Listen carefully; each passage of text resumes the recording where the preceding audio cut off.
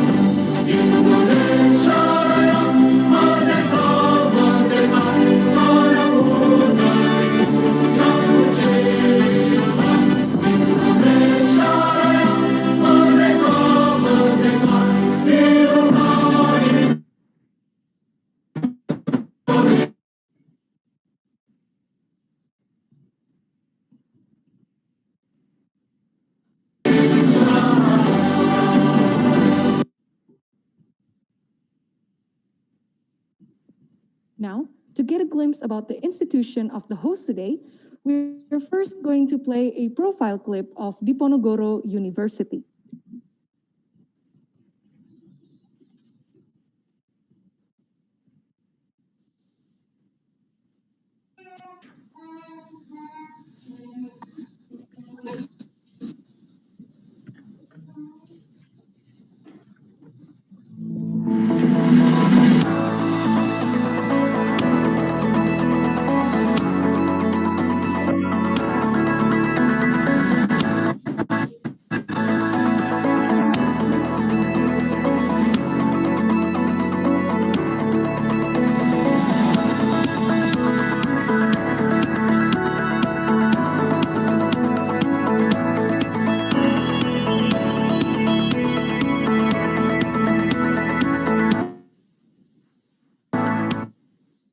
Diponegoro University has been moving ahead to be the best university in Indonesia, providing 13 faculties of undergraduate and postgraduate. Diponegoro University has graduated 300,000 qualified alumnus. Diponegoro University also establishes vocational schools to generate a ready-to-work alumnus.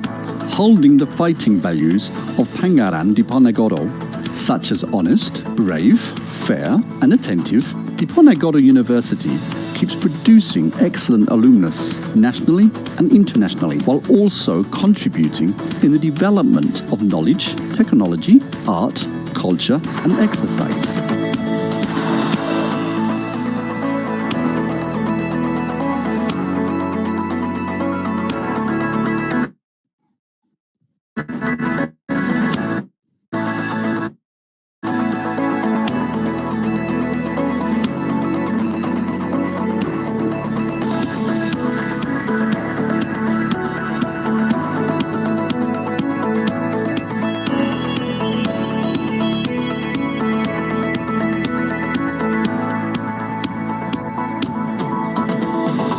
Diponegoro Industri now is a rising star. We have planned to become one of the university in 500 world university rank. We have been continuously improving the supporting aspect such as regulation, facilities, financial system, bureaucracy management, information system, as well as quality of human resources, quality escalation of three Dharma perguruan tinggi as the primary target of Undip by stimulating the downstream of research outcomes that can be beneficially implemented for the society. We are also keen to improve the quantity of national and international academic publication, as well as the number of doctorates and professors in Diponegoro University. Now, Diponegoro University has been improving in two important aspects of achievement, institutionally and student achievement. Diponegoro University has become a world-class university by being ranked 5th amongst almost 5,000 universities in Indonesia. Meanwhile, the students' achievement in both national and international scales of prestigious events are increasing.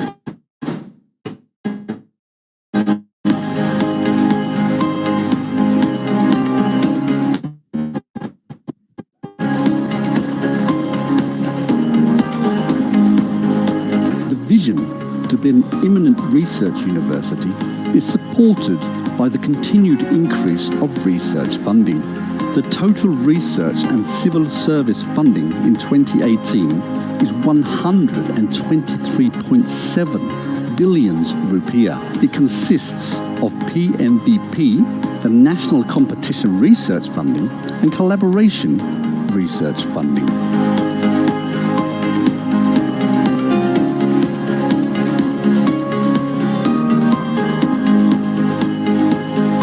Intellectual property right becomes the indicator of significantly improved research. The patent consists of simple patent, patent, international patent, software, and invention legal letter. To support the academic process, Diponegoro University has been improving the student facilities. Thus, the students will not only get the knowledge, but also the actualization space.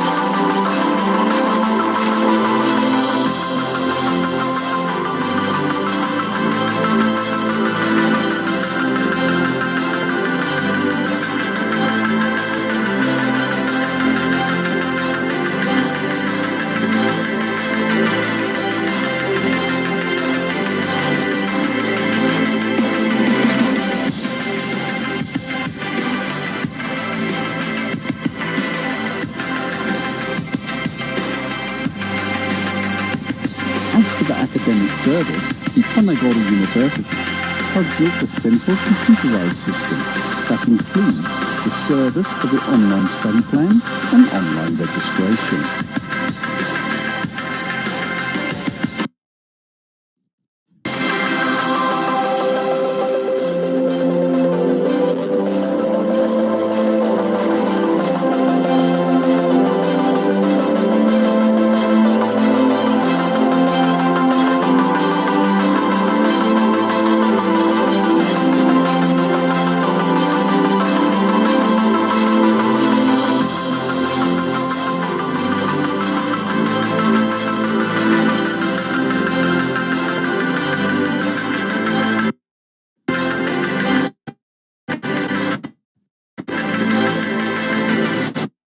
Iklim kompetisi di Undip yang dalam akademik maupun non-akademik.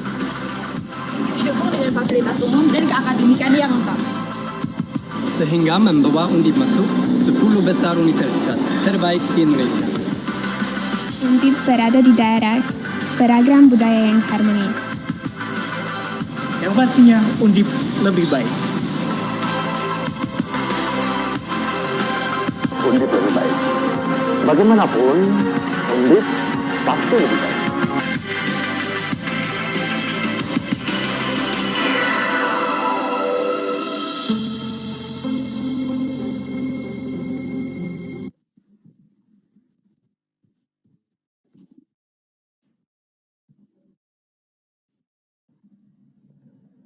That was a video about Diponegoro University. Now, we are going to see a video of Institut Teknologi Sepuluh Nopember.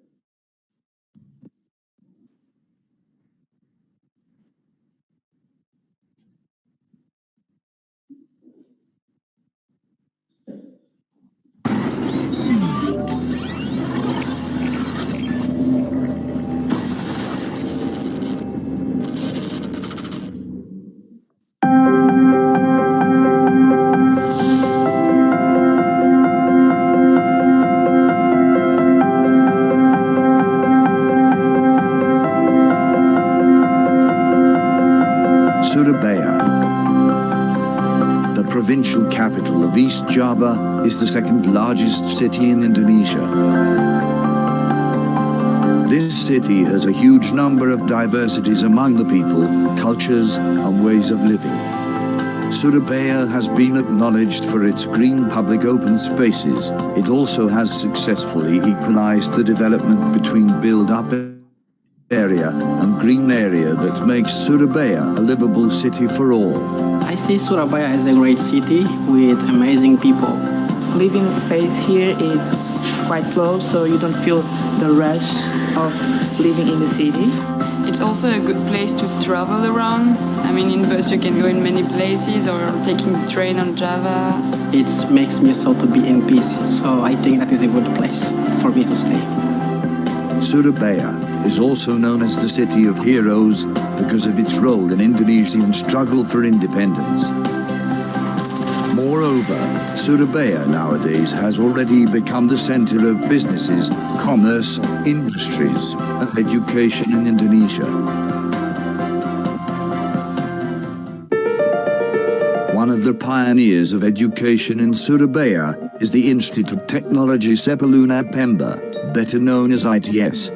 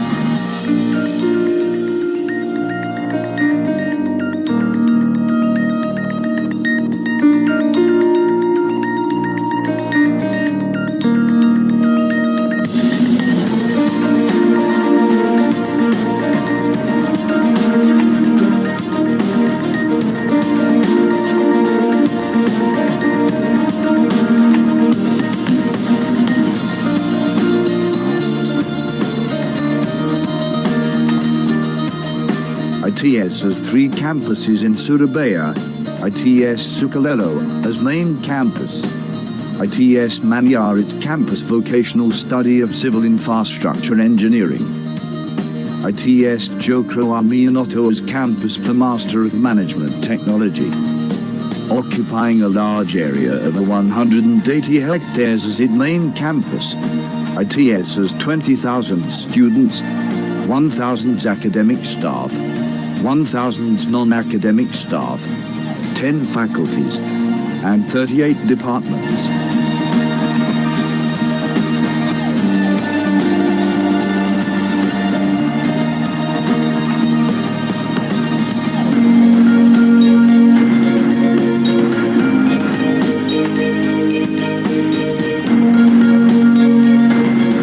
ITS has various fields of study, faculties, and strategic study program which are the center of excellence.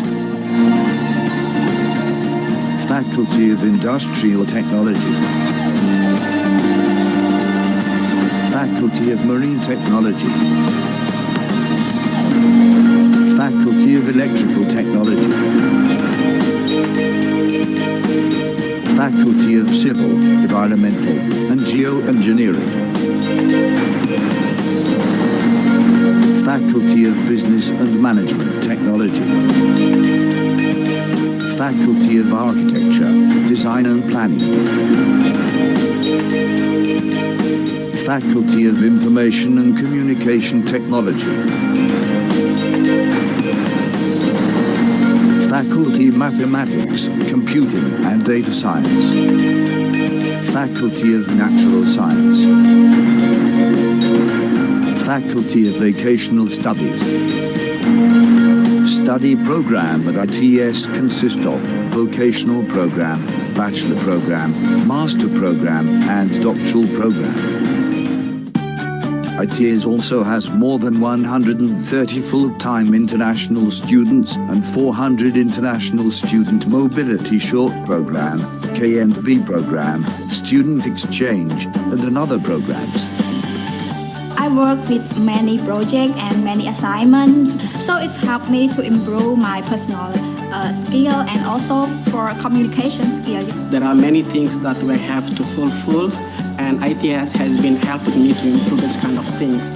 Besides my hard skill, I also have been able to develop my soft skill, which is important for nowadays leadership. Also with ITS, I had a lot of opportunities to join different events for free, like the Rujak Connect Festival, which was a cooking event, something. Yeah, this is like kind of opportunities that you don't have every day, and it's funny to take part for once. Yeah, it's nice.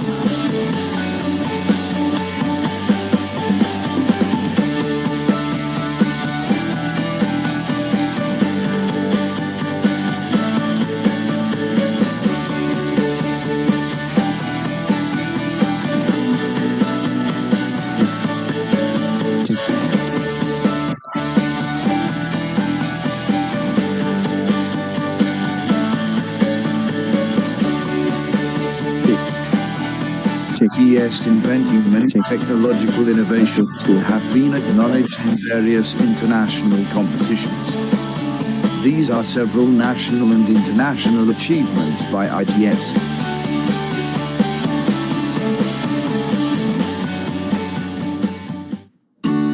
ITS Central Library is in a 6-story building, with total building area 9,000 meters square.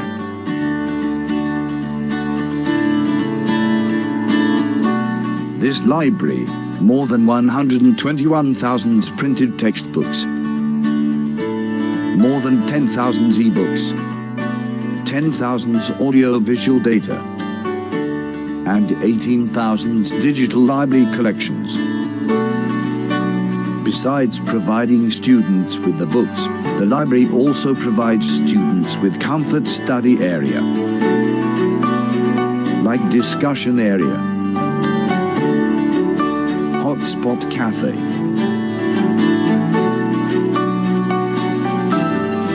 computer rent, multi-purposes room,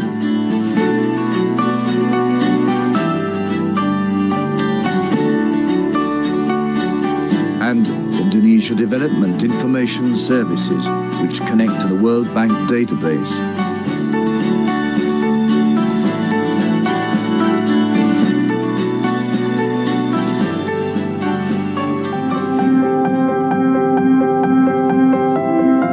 Research and innovation at ITS are geared towards addressing global challenges.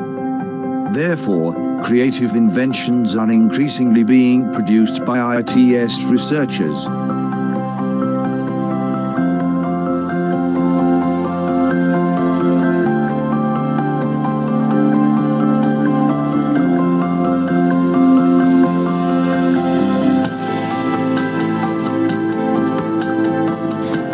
If people are talking about logistics and supply chain in Indonesia, we publish papers, we are doing research on transportation modeling, we are doing research on warehouse modeling, and we also do a lot of networking with industries, with companies, and our research has been used in many companies in Indonesia. We know that Indonesia is the second biggest biodiversity in the world after Brazil, but I think if we combine with our sea area, Indonesia will be the biggest biodiversity in the world. And we do believe that if we perform science of nature and how to utilize it, it is very big opportunity for the treatment of some disease, not only for Indonesian people, but also for the world. Considering the fact that Indonesia has unique climate characteristics, and also Indonesia is also very well known as the laboratory of disaster, therefore a lot of issues, a lot of problems have to be solved. But this is a challenge for us. We cannot work alone. We need to work interdisciplinary, which involve expert, local or internationally. Therefore, we invite all of you to work here with us in ITS. We expect that our contribution and our work will bring ITS as the Center for Excellence in Disaster in Indonesia. ITS has more than 180 laboratories spread over 10 faculties.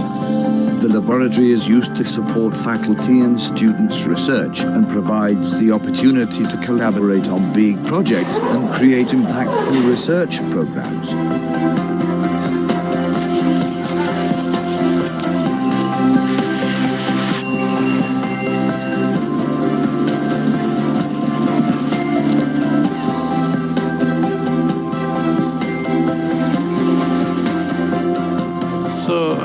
As the institution, I think ITS has contributed a lot in terms of giving ideas and spirit, and at the same time self-confidence to our country about how capable we are.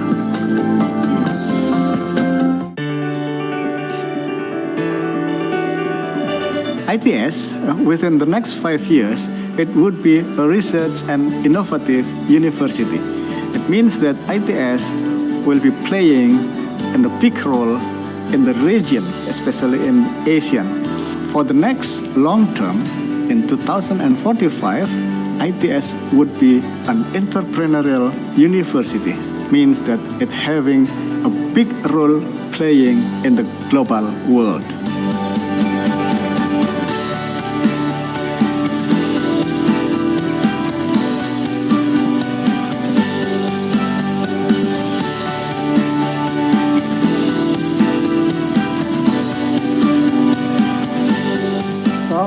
Come and join us. Come and join us. Come and join us. Come and join us. Come and join us.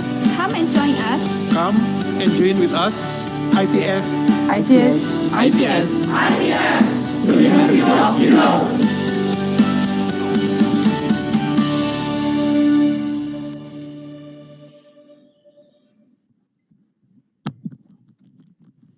That was the profile video of Institut Teknologi 10 Nopember.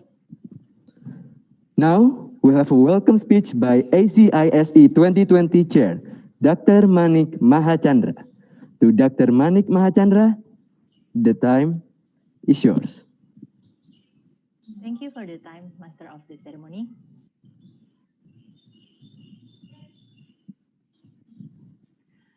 To our honorable guests, Rector of Diponegoro University, Professor Yos Yohan Utama, Rektor of Institut Teknologi 10 Nopember, Profesor Muhammad Ashari, On behalf of Rector of Diponegoro University, Vice Rector of Academic and Student Affairs, Professor Budi Setiono, Dean of Engineering Faculty of Diponegoro University, Professor Muhammad Agung Wibowo, Dean of Industrial Technology and System Engineering Faculty of Institut Teknologi Sepuluh Nopember, Dr. Wawan Aris Widodo, Head of Industrial Engineering Department of Diponegoro University, Dr. Ratna Purwaningsih, and Head of System and Industrial Engineering Department of Institut Teknologi Sepuluh Nopember, Nur Hadi Siswanto, PhD.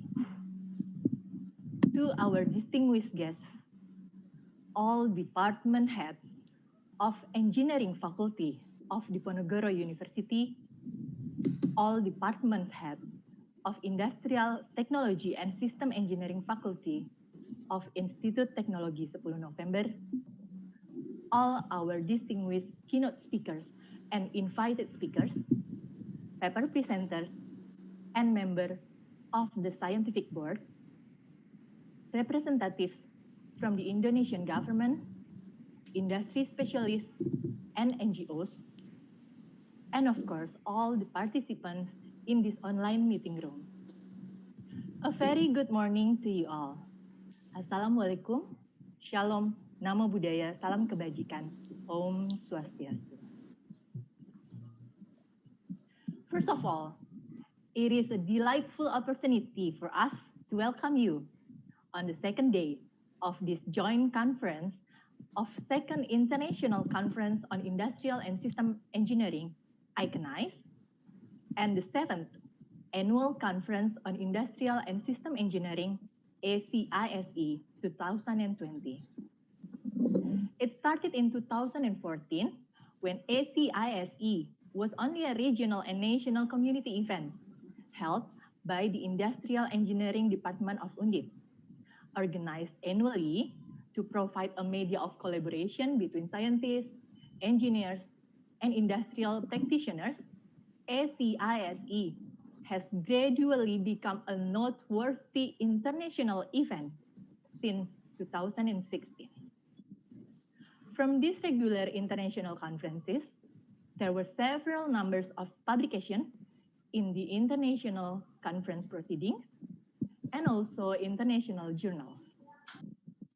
This year is special because Industrial Engineering Department of Undip is honored to organize the ACISE together with Iconise from the System and Industrial Engineering Department of ITS. So the two reputable institutions can do harmonious collaboration and give our best contribution for the industrial and system engineering community worldwide. Under the theme of Big Data Analytics, a competitive tools towards smart industrial systems, the number of paper submission in this conference has reached 206, which is exceeding our projection. This has shown a great interest for this event from the community of industrial and system engineering. The scientific papers were submitted from the researchers and practitioners from the UK, Italy, the Philippines, Taiwan, Japan, Malaysia, and of course, Indonesia. To ensure the quality of each submission, we had run the double-blind review with 2 or 3 reviewers. On behalf of the committee, I would like to appreciate all the hard work of the review board members. Finally, 149 papers were selected, among others, to be presented in this event, or equivalent to a 27% of rejection rate. All presented papers will be published in the IOP conference series, a Scopus Index proceeding, or the IPTEX Journal of Proceeding series. Several high-quality selected papers will get the chance to be published in the International Journal of Applied Science and Engineering, a Q3 journal, and in the Operation and Supply Chain Management, or SCM International Journal, a Q2 journal. This year, we have privilege to have 5 exceptional speakers as our key conference keynote. Yesterday, we already learned so much from Professor Wei Jejia from Shanghai Jiatong University, China, Dr. Rerum Naturalium Val Sadikin from Philips Eindhoven, Netherlands, and Mr. Doan Lingga from Traveloka. Then today, we will have Professor Hendro Wicaksono from Jacobs University of Germany and Associate Professor Ferry G from Edith Cowan University of Australia. Please accept our warm welcome and gratitude for sharing the precious knowledge and experiences. We also like to welcome our 9 invited speakers in this conference. Professor Budi Santosa from ITS, Professor Ari Susanti from Undip, Professor Wahyudi Sutopo from 11 Maret University, Dr. Patdono Subiknyo from ITS, Dr. Singgi Saptadi from Undip, Dr. Maria Anityasari from ITS, Dr. Rifki Ismail from Center of Excellence for Biomechanics, Biomaterials, Biomechatronics, and Biosignal Processing of Undip, Dr. Dia Santi Dewi from ITS, and Dr. Ninit Indah Arfitrida from ITS. Thank you for sharing your experience in these current issues. Also, we would like to express our appreciation to all presenters and participants in this event. We hope that you will have a fruitful conversation and knowledge sharing throughout this conference. Even though the conference is held in an online basis, we hope that all of us can still enjoy every single moment while staying safe at office or home. Last but not least, I would like to say thank you to all the organizing committee members who had put so much effort to prepare this important event in the midst of pandemic situation and all the travel restrictions. Hopefully, this event will become a memorable cooperation for both institutions and continue with another future partnerships. So without further ado, we shall begin the second day of Iconise and ICISE 2020. We sincerely hope that all the participants will enjoy this conference, and we are looking forward to see you again in the next Iconise and ACISE event. Thank you. Wassalamualaikum. Om Santi Santi Santi Om.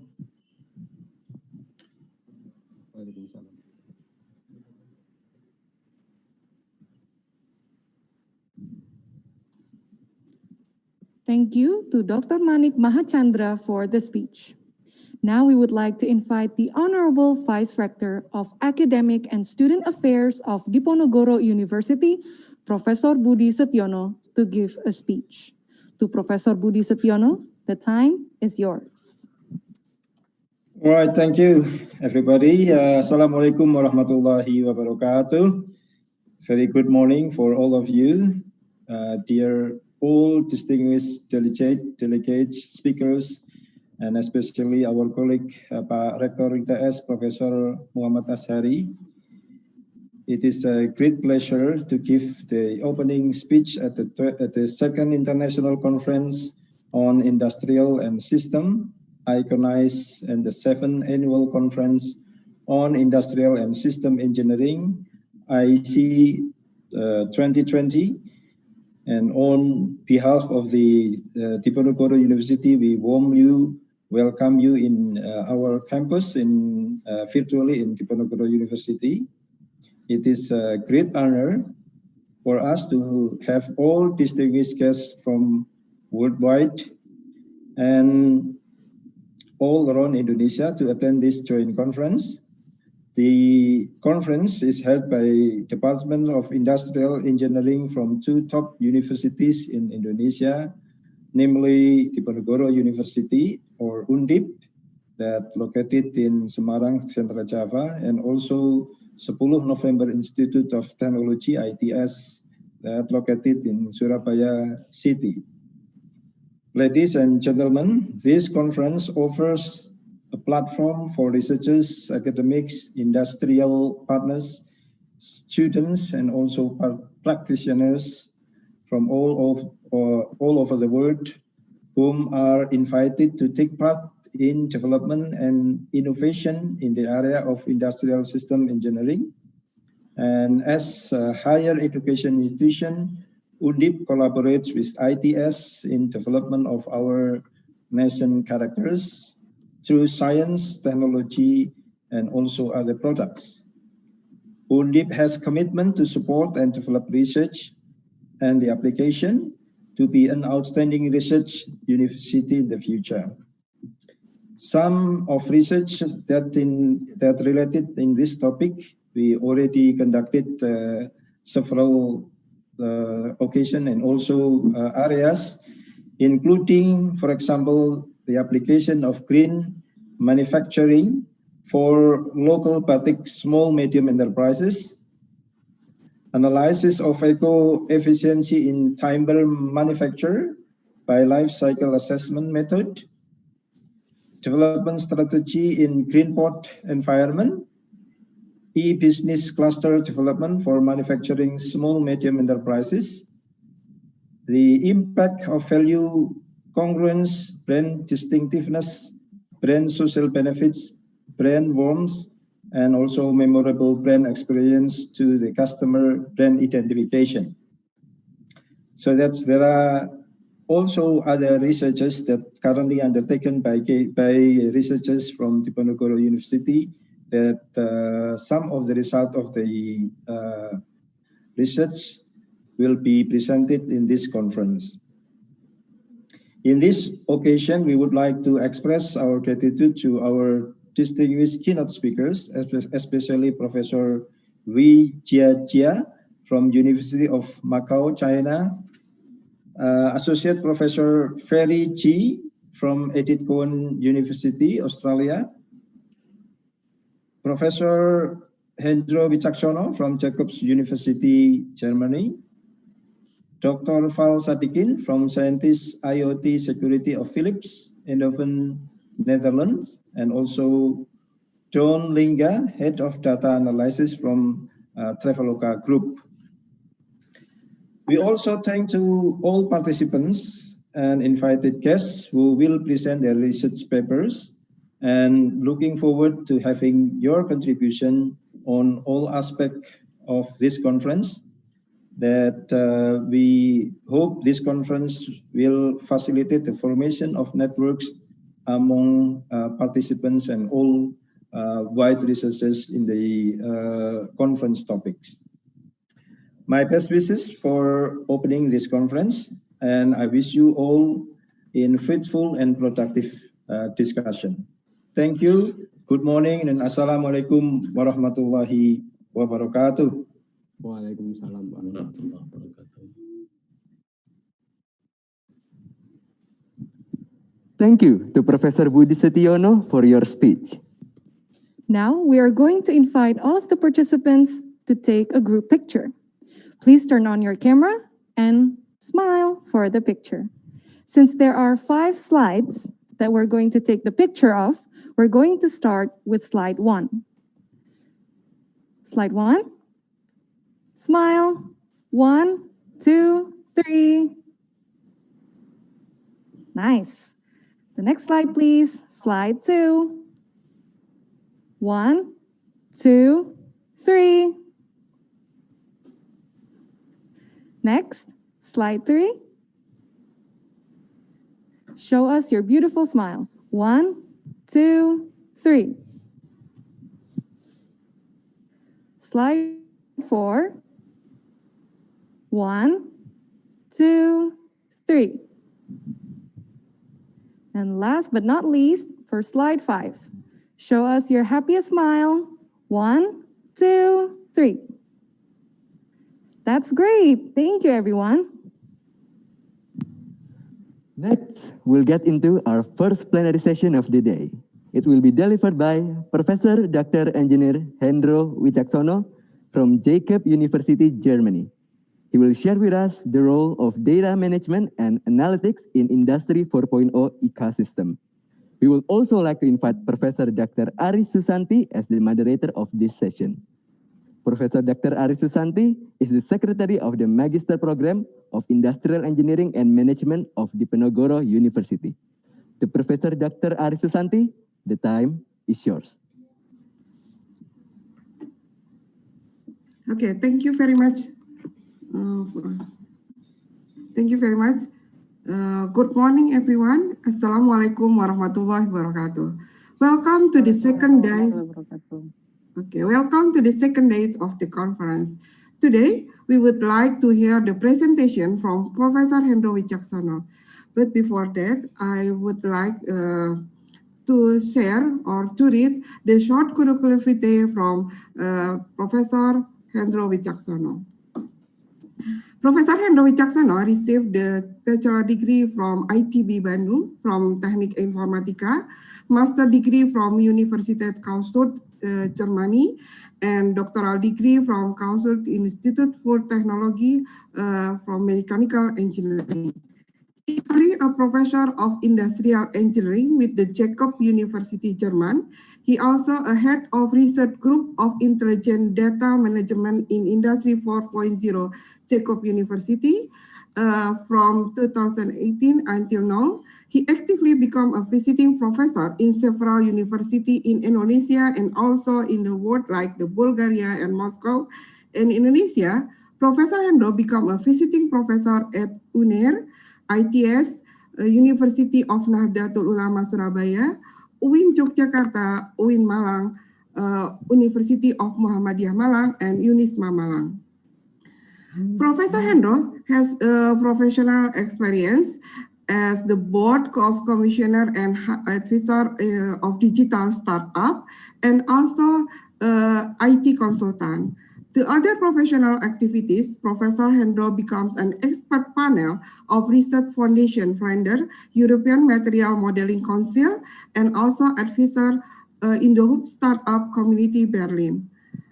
Professor Hendro actively to participate in international conference, such as International Conference on Electrical, Electronic, and Information Engineering in 2019, and also IEEE Conference on Energy Conversion 2019, and many more.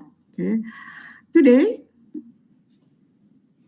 the topic of the presentation of the Professor Hendro is about the role of data management and analytic in Industry 4.0 ecosystem.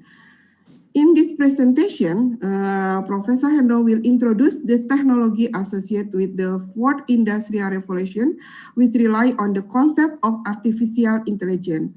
Professor Hendro also explained how data can revolution the business by providing the global access to physical product, and also will provide project example in the smart city, healthcare, and agriculture sector.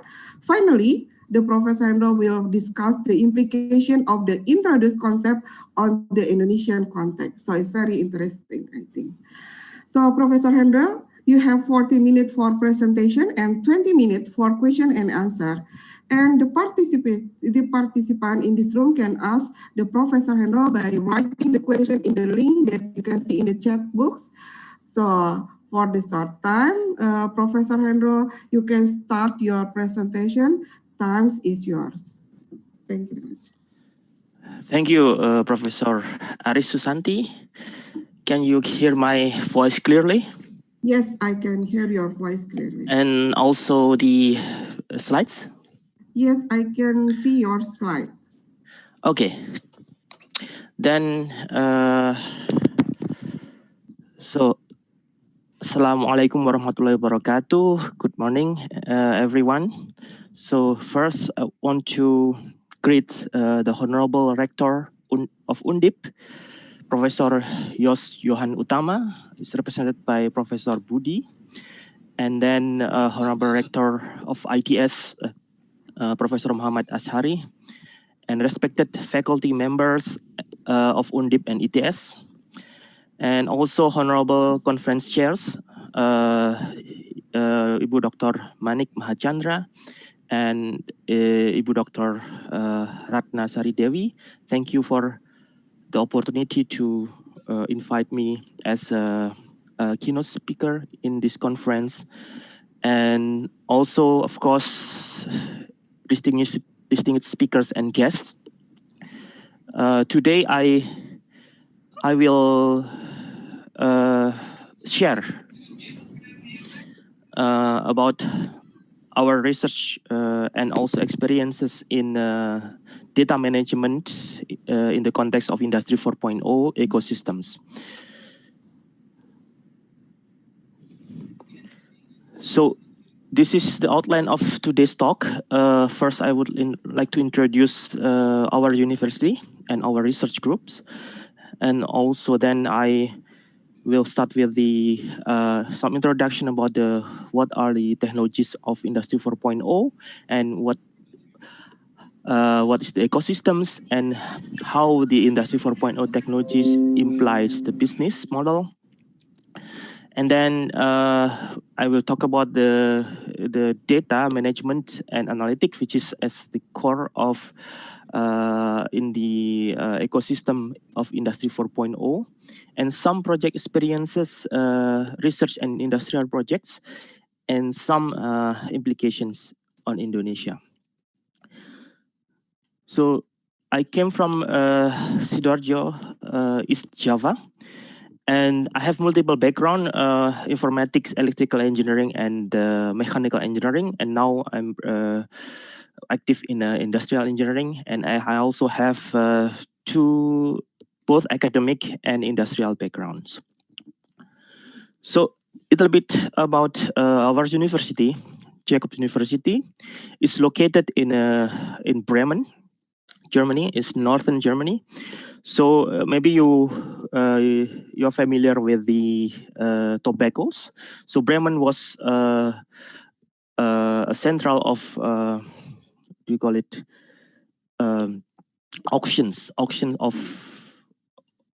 tobaccos and the raw materials for textile back 100 years ago.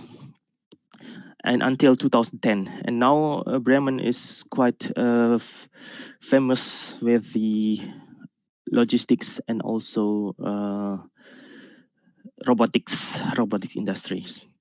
So our university is quite small. We have around 1,500 students only. But they are from different countries, like 120 countries. We have students from big countries like China or US, but also we have students from smaller countries like, for example, Mauritius or Eswatini and so on. So our university is international and interdisciplinary. We have a lot of interdisciplinary study programs, like global economics and management, for example, and supply chain management. I'm active in industrial engineering and management, and also supply chain management, and also data engineering. And we focus on the research and innovation. That means we have several startups that's founded by the students with the mentor of the faculty members. And we have quite a high percentage of professor, lecturers, and researcher. Although we don't pursue ranking, actually it's typical in German university that we don't pursue ranking, but according to the THE university ranking, we perform quite well. So we are in the top 10 of small university, having students less than 5,000, and top 30 of world's young university who has less than 50 years of age. And our ranking is quite high also in top ranking in multi-rank and CHE ranking, which is the local national ranking, which is usually used as the basis for giving funding from the German government and also industry. And about our research group here. So you can see here also that our research group is quite multicultural. We have members from Europe, from Indonesia too, from Asia, the Americas, yeah, and we also have students from bachelor, master, and PhD level. So our research focus on the data management, which consists of data integrations, data analytics and machine learning, ontologies for knowledge representations, semantic enrichment for visualizations and human-centered technologies, and also innovation and technology management. And the application area, you can see here, supply chain, smart cities, constructions, and agriculture. So for those who are interested in doing PhD or research collaboration, you can then contact me. Ya Allah, gitu kok. Yes. Now, let's go to the main part of this presentation. First, about the Industry 4.0 technologies. So, I think most of you are already familiar with the concept of industry, or with the definition of Industry 4.0, which is the fourth industrial revolutions. I want just to highlight what is the difference between the Industry 3.0 and 4.0. So in Industry 4.0, the computer technologies were introduced in the industry. For example, the CAD software, for example, and also controlling systems or production planning and control system, for example. So it make that the production and product more precise and efficient. That means before introducing the technologies like CAD, so like people draw the design of car, for example, manually using hand, and by introducing the CAD in the context of Industry 3.0, the design of car, for example, is computerized using computers, and it's more precise. And also by introducing the production control systems, so by using computers, so the production process will be more efficient, error-free, and so on. So, and in Industry 4.0, so the technologies that introduce and cause the transformations of economic and social is first digitalizations. That means this to have digital representations of almost every physical things, and the interconnections between things, not only between the human but also between machines. So this both digitalization and interconnections make this Internet of Things, service and people. And then also intelligence. This means the artificial intelligence. So the transformation that is done in Industry 4.0 is to make the product and production more global and smart. So global means that product and production can be accessed anywhere and can be done anywhere. And the product, smart product and global product means that the product can also access from everywhere. So of course, this transformation needs time. So to have this perfect transformation, we still, even Germany, still need time. So what are the Industry 4.0 technologies? I classify the technologies into three layers here. The infrastructures and interconnections, which are IoT, blockchain, and cloud computing. So IoT here is IoT and blockchain is about the communications, and cloud computing is about storing the data. So that means IoT collect the data, and then cloud computing store the data. And then the intelligence layer, which is big data analytics and machine learning, who is responsible for extracting knowledge pattern or higher abstraction from data. And then reasoning and searching technologies is used for getting recommendations, getting information to help the decision making from big data or machine learning results. And then on the top is the advanced and multimodal interaction. It's about the interaction with between machines or with humans. So here, like augmented reality, virtual reality, and mixed reality. And advanced robotics. Advanced robotics here means focus on the robots that can collaborate with human, not the robots that substitute human. So as I mentioned, that artificial intelligence is one of the core technologies in Industry 4.0. And what is artificial intelligence? Is subfields of computer science or informatics that focus on the mechanism that mimic the intelligence behavior of human. So intelligence means that that the technologies simulate the smart behavior of human. Smart, not the usual human, but smart human. So smart human should have the capability of learning. So in the context of artificial intelligence, is mimicked through machine learning. And like artificial neural network is one of the popular methods for machine learning. And deep learning is a subset of neural network, which more multi-layered and with more complex computations. And smart people can also process a lot of data, a lot of information. So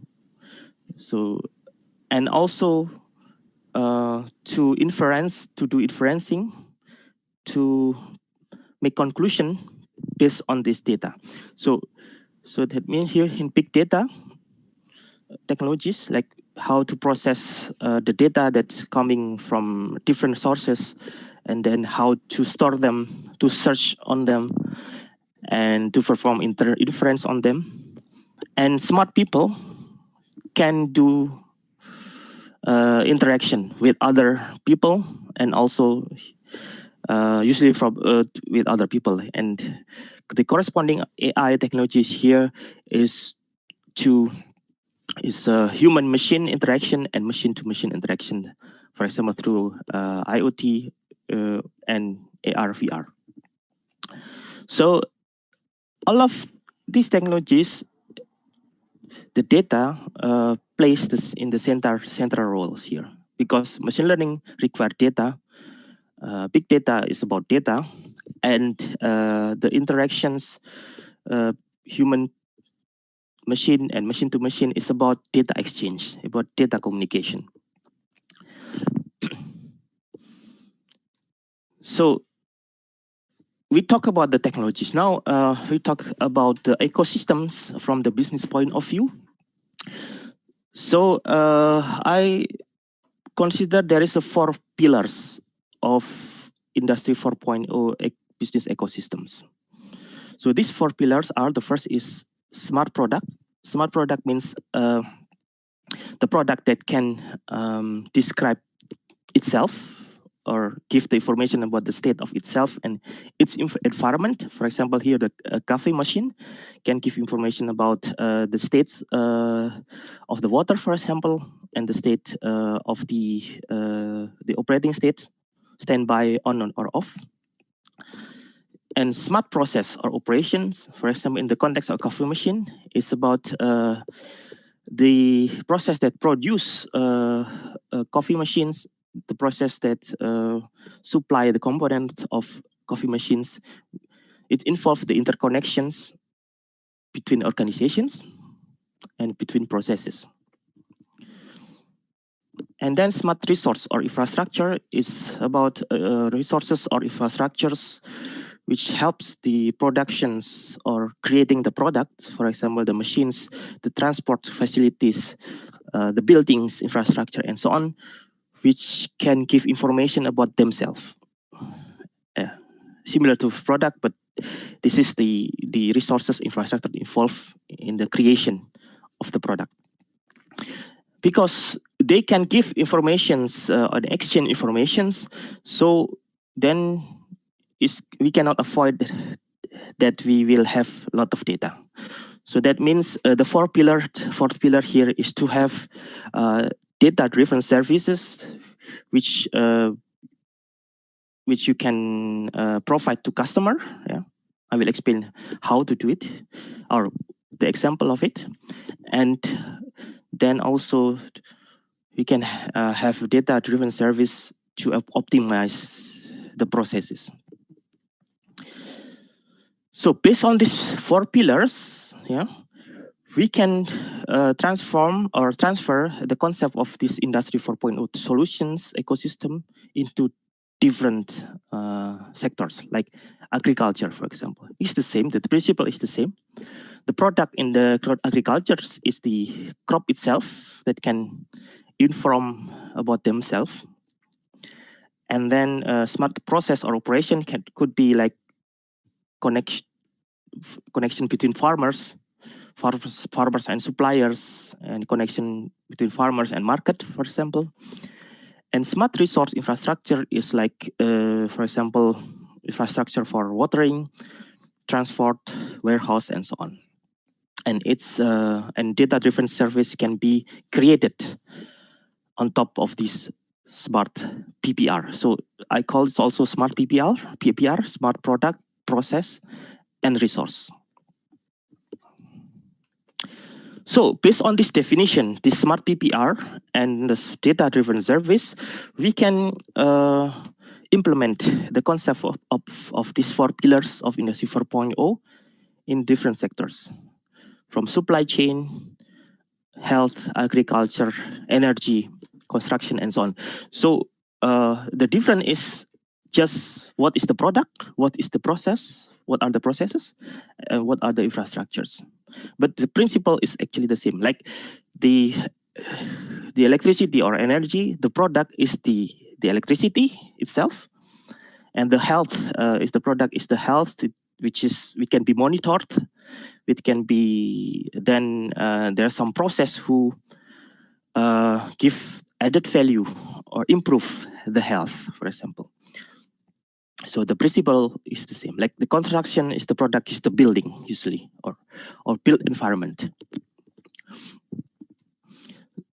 So how then the implication on the business model, which is the data-driven service is added to the classical product-based business model. So here, for example, I give example on Rolls-Royce, about Rolls-Royce. Rolls-Royce is the manufacturer of airplane engine like this. So usually they just produce airplane engine, but in the context of Industry 4.0, they also provide data-driven service or additional service, which are data-driven. Like they install some sensors on the engine, and during the flights, the sensor gives data to Rolls-Royce, and then the data is used for to create a new service like real-time monitoring, predictive maintenance, and service to optimize for the optimizations of the performance of the engines.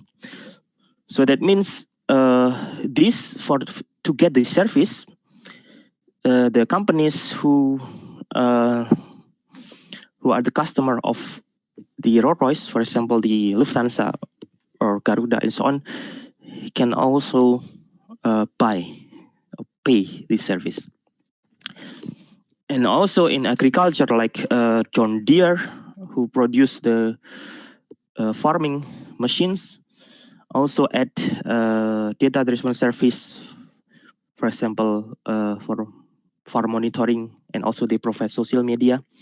So they install also sensors on the machines to get data about the condition of the soils, for example. And also in fashion industry, Ralph Lauren do the same. They also install sensor in the shops on the sports shirt and provide apps for health monitoring and early warning system if there is some anomalies in the health.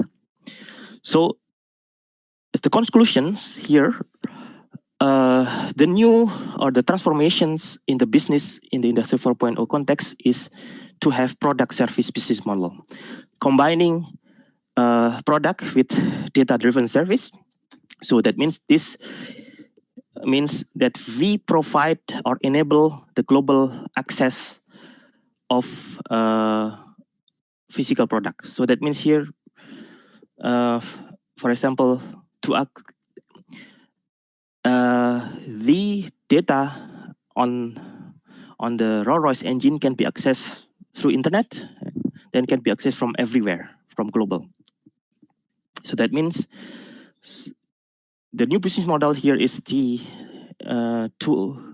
enable the global access through digital service of the physical product. So, and now how we talk about that that the data-driven service or data plays very important roles in this Industry 4.0 business. So, and now, what is the roles of data management and analytics? So these are some processes in the data management, from collecting the data, clean the data, authoring, or it's about security or privacy of the data, linking the data or integration, data integrations, process give the data more meaning or data enrichment, and provisioning, and then also back to analysis and so on. So in this presentation, I only focus on these two, data linking and data analysis. Data linking is actually including the data enrichment here. So now the first is about data linking.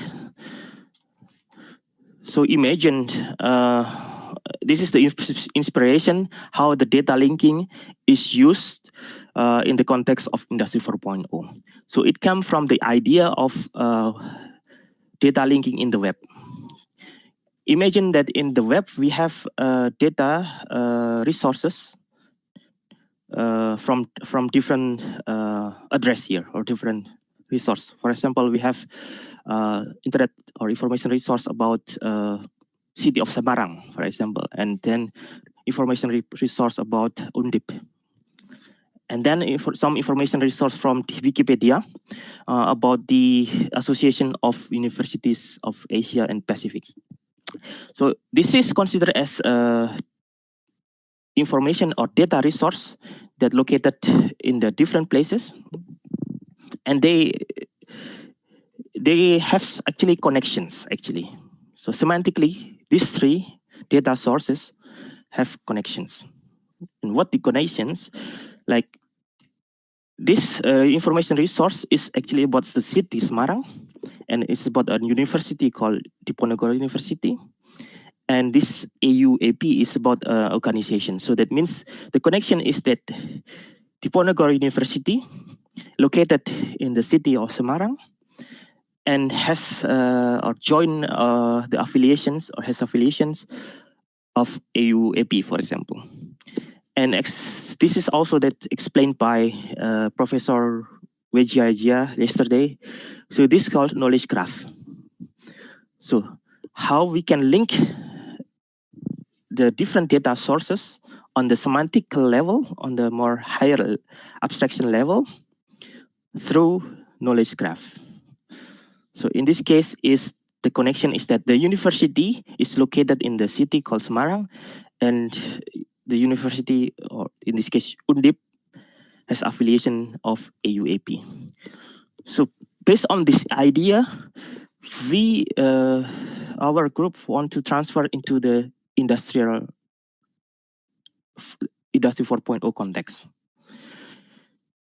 So in this, an example of knowledge graph is DBpedia, for example, or Google Knowledge Graph. So in this context of Industry 4.0 in agriculture, we have the similar problem or the similar context, which is we have different data sources that stored distributed and located distributedly. For example, we have geodata about the locations of the farm, for example. We have some product descriptions on the web, for example. We have some sensor data, soil sensor, for example, sensor that get the data from the soils. And we have, for example, logistic-related data that record the transport of the crops, for example, in Excel. And we have fleet data that store the data about the fleets that transport the crops, for example. It's in accessed by REST API or web service. So by using linked data or knowledge graph here, so we can connect those data, we can link those data on the semantic level. For example, it's about rice. The product here is the rice, and the rice field is located in the field, which is explained here, and the state of the rice here that's collected from the sensor, then are located here, and then the fleet here conduct the process of transporting the crops, the rice here, to the warehouse, and the data about fleets here and the data about the logistics are located here. And then, so this is the knowledge graph. Yeah. So you can, if we associate it to the smart PPR, so this rice represent the product, and this process transfer to warehouse represent the process, and the fleet is the resource or infrastructure. So usually the data integration to integrate those data, we usually have some kind of exchange format to exchange them. And this linked data or knowledge graph change the paradigm of data integration from data exchange to data linking. So that means here the data doesn't have to be transferred between locations. They can be kept in their original locations, and then we just linked them on the semantic level. So now about the data analytics. Data analytics is about how we can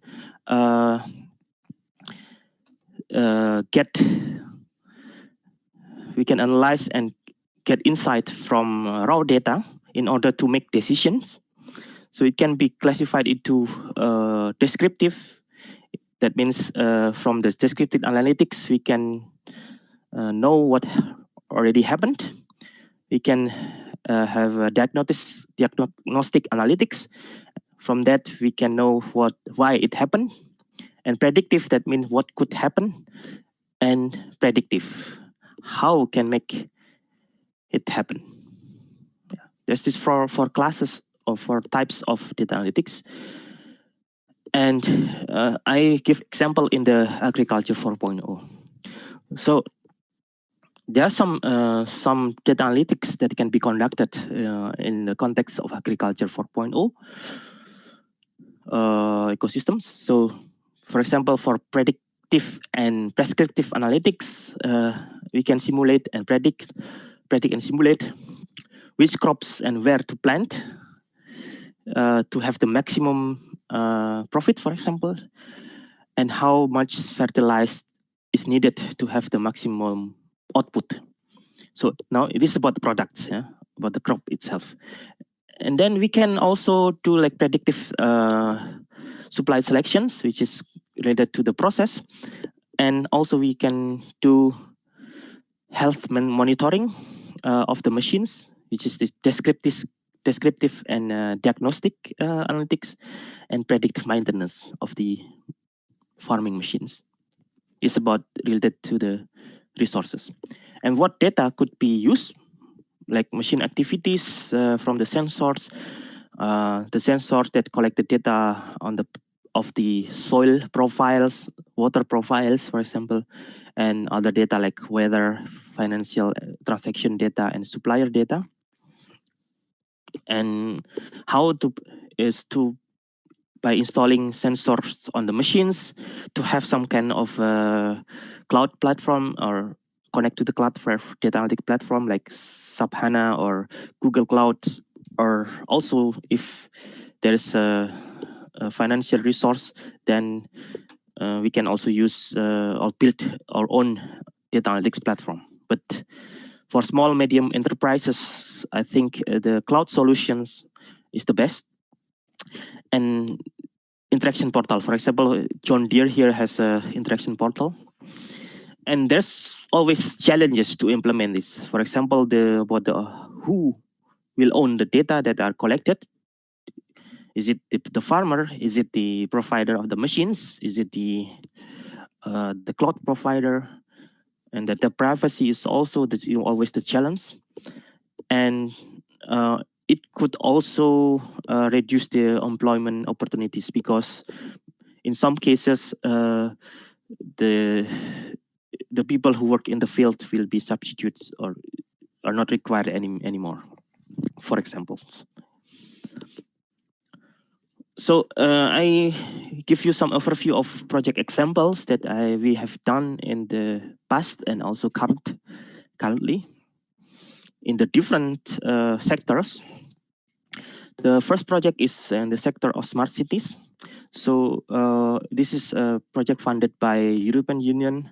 So we want to build smart energy systems based on data analytics and data linking for the cities as the pilot is the city of Cambridge in UK, Seville in Spain, and small city Lisanello in Italy.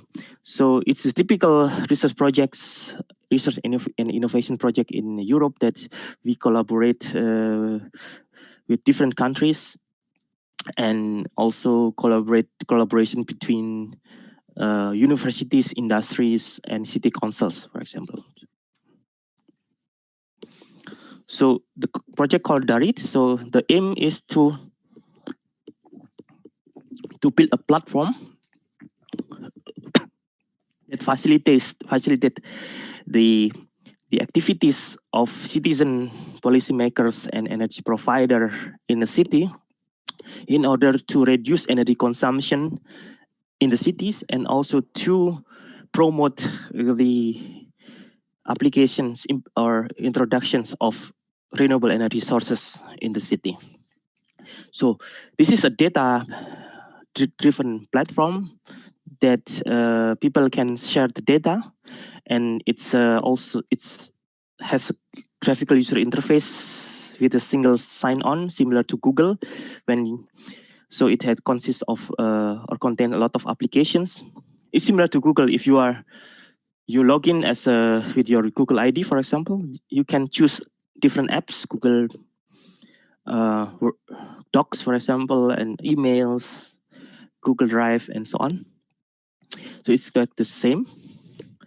And the data that they share reflect some kind of continuous or integrated process. For example, the citizens can share their own energy consumption data in the platform, and then the policymaker can use the data that's shared by the citizens to see how is the total energy consumption of the city, and then they can plan, okay, we need a new power plant, for example, and then the data also can be used by the utility companies to determine what tariff is the best for which customer, for example. So in this direct, we have a different level of interaction with the data, from just information to some prescriptive analytics or simulations, and then also actions or implementation. So we have this different application, like just information means, for example, like just monitoring the consumption of energy in the districts, or see the trending of the energy consumption. And simulation, for example, we can predict the energy consumptions of a building based on the materials of the building, for example, the profile of the physical profile of the building, like the number of windows, the area of the building, and so on. And we can also do simulation on the for the investment of renewable energy sources. For example, if we want to install solar panel, and how much energy we will get, and also if you want to install a wind farm, how much energy and how will it cost. And also like action, we provide marketplace to connect with the energy consultant, for example, and so on. So similar to what the concept of data linking. So for this project, we have different kind of data, from CAT data, sensor data, data provided by the government, like statistical data, geodata, and data from sensor on the renewable energy sites. And those data should be linked, should be integrated, should be connected. And we create microservice layers that can provide higher abstractions of the data, and then link them using knowledge graph. And then these different apps, different applications connect to the knowledge graph. And then the knowledge graph then can route which data is required by which applications. I'm sorry, Professor Hendro, you have your time only 5 minutes more. Yes. Yeah. Thank you. So these some screenshots of these projects, like this monitoring of the Seville in Spain. And it's also like the trends of energy consumptions and some related variables in a certain building, for example. And here, the citizen can compare their energy consumptions with the average. So whether they are underperformed or overperformed. For example, in this case, so the citizen should be happy because their energy consumption is lower than the average, for example. And also we can use the linked data approach for healthcare. This is our initiative in our startup, which is based in Indonesia, actually. So still in progress. This we use so-called, or the concept is based on the patient-centric healthcare. So where we link the data about the patients. For example, here we have the data.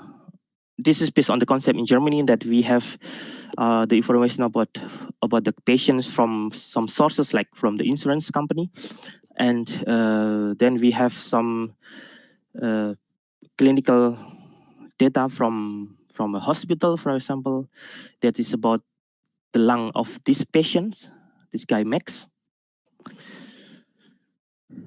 And then we can conduct some kind of data analytics or machine learning to this is just a simplified example, for example, that we can detect disease from data collected in the hospital. And then the result of this machine learning is then integrated back to the knowledge graph, so that we establish connections, for example, that Max has lung, and this lung has disease, for example. Before conducting the machine learning algorithm, then we cannot we cannot say that this max has a disease. But after that, after doing the data analytics or machine learning, of course, with the help of the doctors, then we can establish so that this guy Max has disease in his lung. And the third project is about the manufacturing.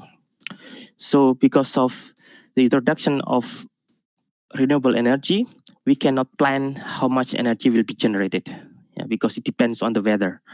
So that's why the consequence is that the consumption side should be careful. So that means the consumption side should avoid the peak load. So that means we need to reduce peak load.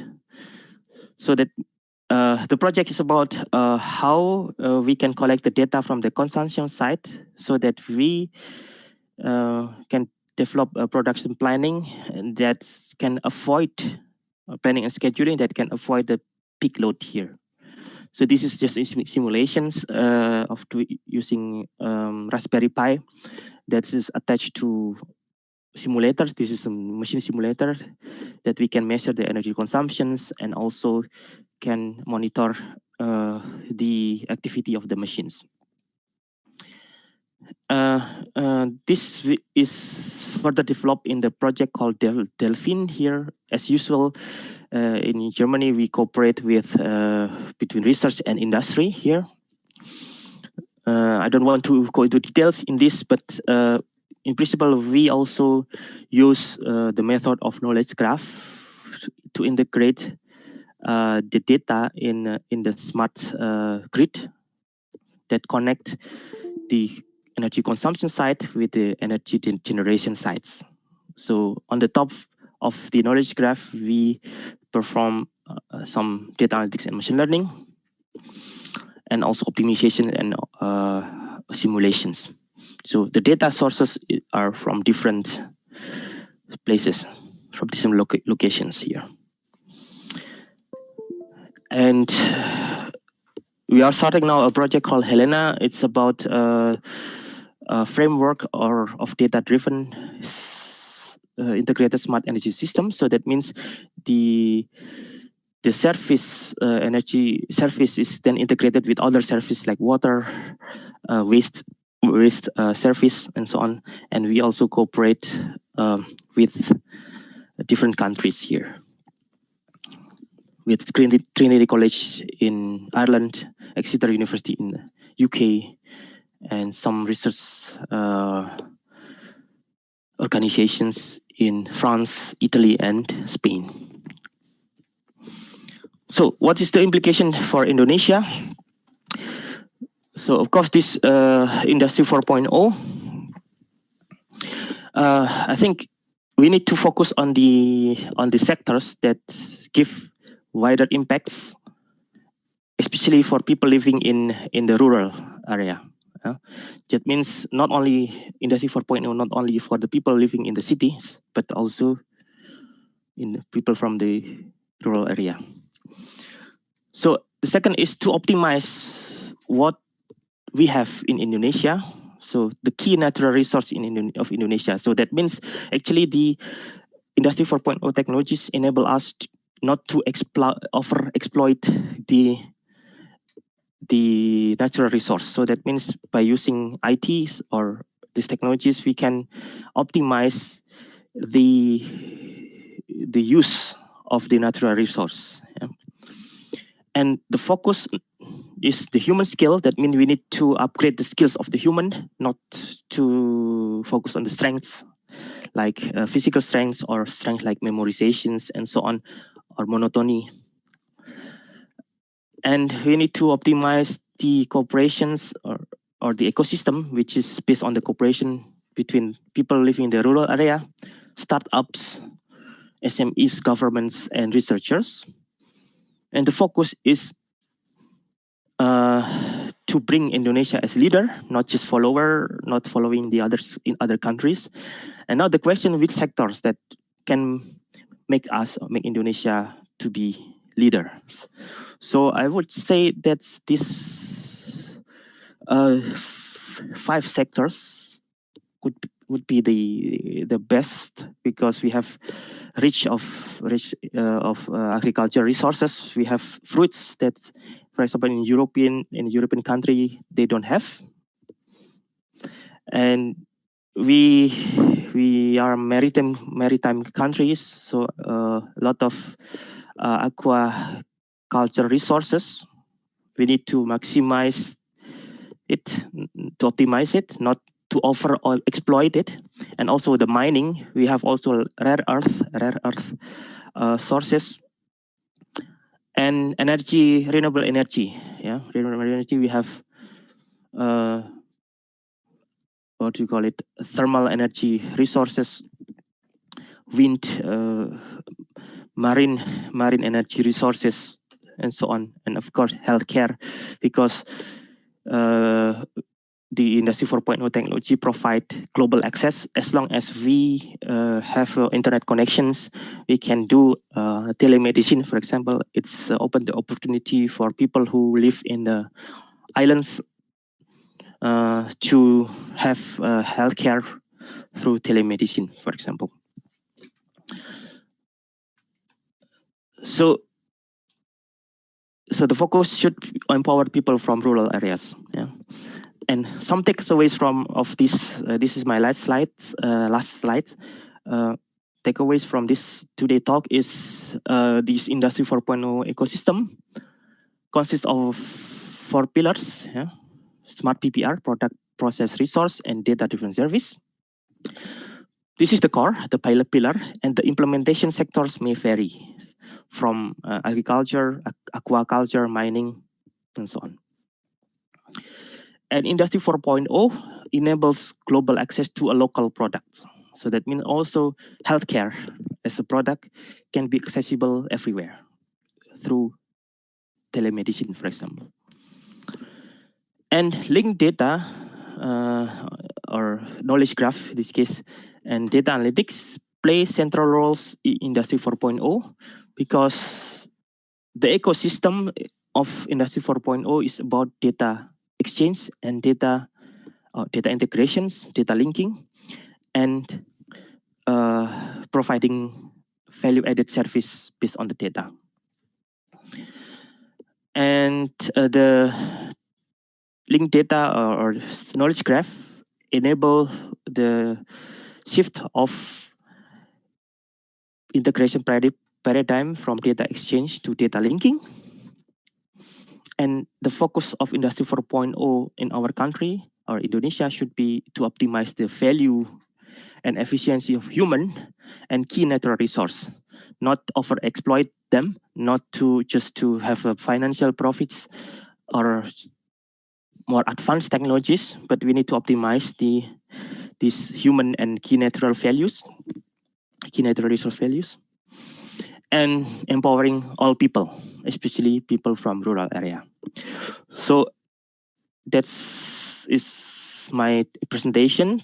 Thank you for your attention. Please apologize if there is something that went wrong and so on. So please, Professor Santi. So if there are questions, thank you very much, then yeah. Professor Hendro, for your excellent presentation.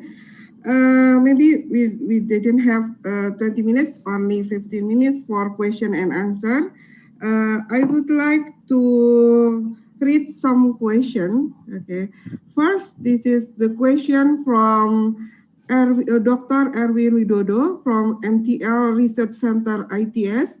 The question is about the main challenge in data management and data analytics is how to collect and organize this data. Could you give tips and tricks how to do such tasks effectively and efficiently?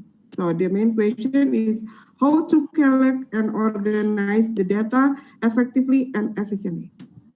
Yes, thank you for the question from Dr. Erwin. So I think it's a very relevant questions. So the problem of data collection is still a huge problem also in Germany. So because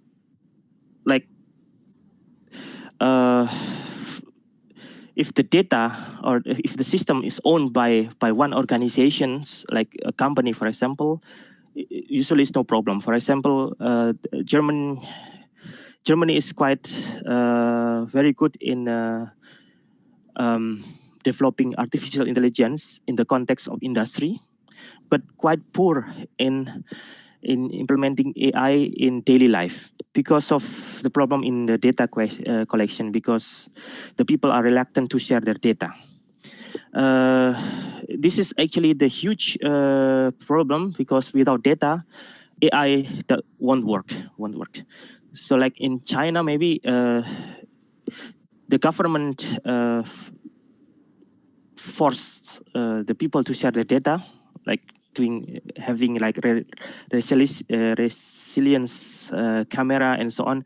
And in US, the companies get the data that we don't realize it, for example, from Facebook, Twitter, and so on. So to be able to activate people in order to participate in the data collection, we need first the technologies. The second is the regulation. The regulation is important. We need to have a regulation that makes sure that the data is protected.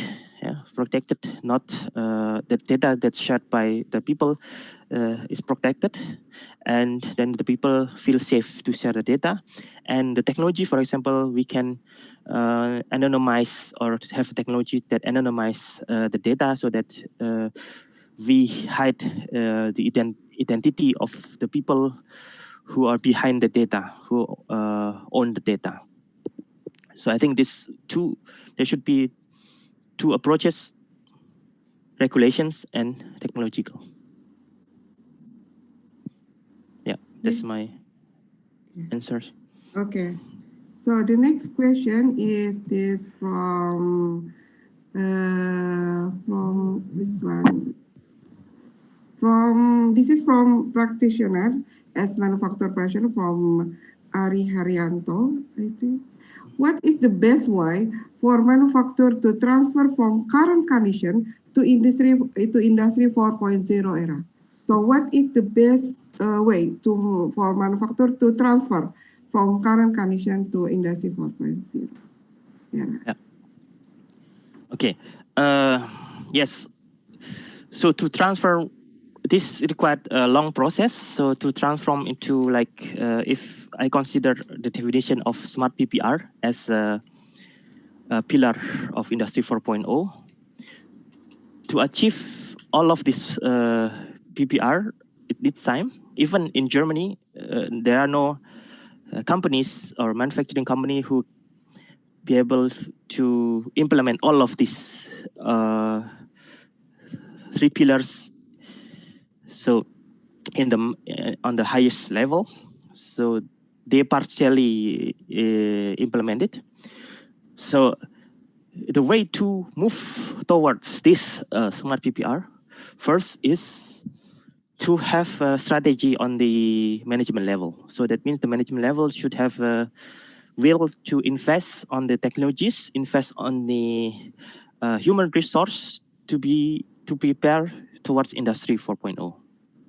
Like to buy, to invest on the internet connection, fast internet connection, for example, on the installing sensors, for example. It should be from the management side. Second, the human resource need to be ready. So that means they should be aware that their work will change. Yeah, not the process will change. Yeah. And the IT capabilities of the company also need to be upgraded. So, for example, now the trend is in every big company there is a CIO, Chief Information Officer, which is like coordinate the IT activities in the company, and we need then the IT need to have central coordination. Even Germany, there is a Ministry of Digitalizations who coordinate the adoption of digital technologies in the country. So that means this kind of centralized or central department that coordinates the IT is quite important. And then go towards, and then after that, we move towards these 4 Ps, this PPR, smart PPR. And the company need to think how the manufacturing company to provide this data-driven service along with the product. So that should be the vision in the future, that the company need to provide data-driven service along with the product. So I think this my answer for the manufacturing companies. Okay. I hope it's enough for Mr. Ari Heriawan. Now we move to the next question. We have 2 questions more. The first question is from Ani Mariani, Industrial and System Engineering Department, ITS. It is interesting that Indonesia need to be focused on human skill, not human strength. Could you please describe more detail what kind of human skill that's suitable with Indonesian people characteristic, culture, and education in order to gaining better with Industry 4.0? It's about human, I think. And maybe one more. This is from Aswin Aryawan from Bachelor Degree of Industrial Engineering Undip. This is a little bit theory. There are some terms that seem similar to me. Could you explain the differences between data science, data analytic, artificial intelligence, and machine learning? So you can answer from the first question from Ani Mariani. Yes. Yes. Human skill means that it's a skill that we can acquire from intensive education and training. And human strength is something that through some practice which is quite monotony and monotone practice, we can achieve like memorizations, physical strength, for example. These are human strength, and human skill like problem solving, creative thinking, teamwork, and so on. Yeah, I think the character of Indonesian people is open. This is actually the a good characteristic for Industry 4.0. Good character for Industry 4.0 because one of the core or the prerequisite for Industry 4.0 to be able to collaborate with everyone, open-minded and so on. I think if we, as Indonesian, we keep this open-mindedness or friendliness with people. So I think it's a good point to compete or in Industry 4.0. And other thing is maybe this problem solving is something that we need to improve. That we need to, in order to have good problem solving skill, we need to be able to structure the problems. So that means we need to identify the problems, what in our environment, and to structure it and associate it with other problems or other solutions, and then also structure the solutions and develop the planning for the problem solving. So what I realized from my Indonesian students comparing to like German students, for example, I think we are quite behind in this problem solving skills because I think we need the education systems, especially on the elementary and middle level. Yeah, we need to have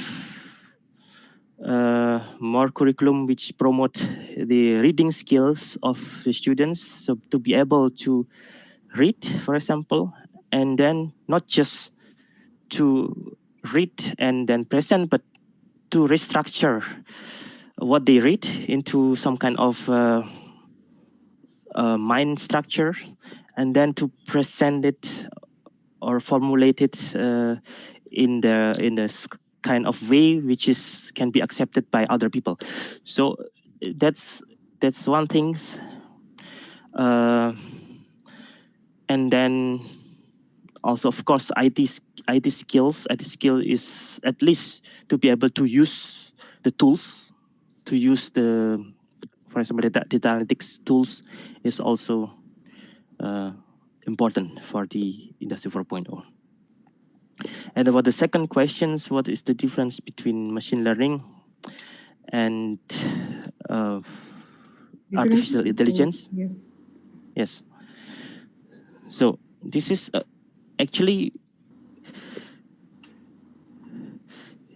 the term of artificial intelligence is more general. So it's about the disciplines or the subfield in computer science that simulate the human or intelligent human behavior. So it's including these three behavior: learning, data processing, and interactions.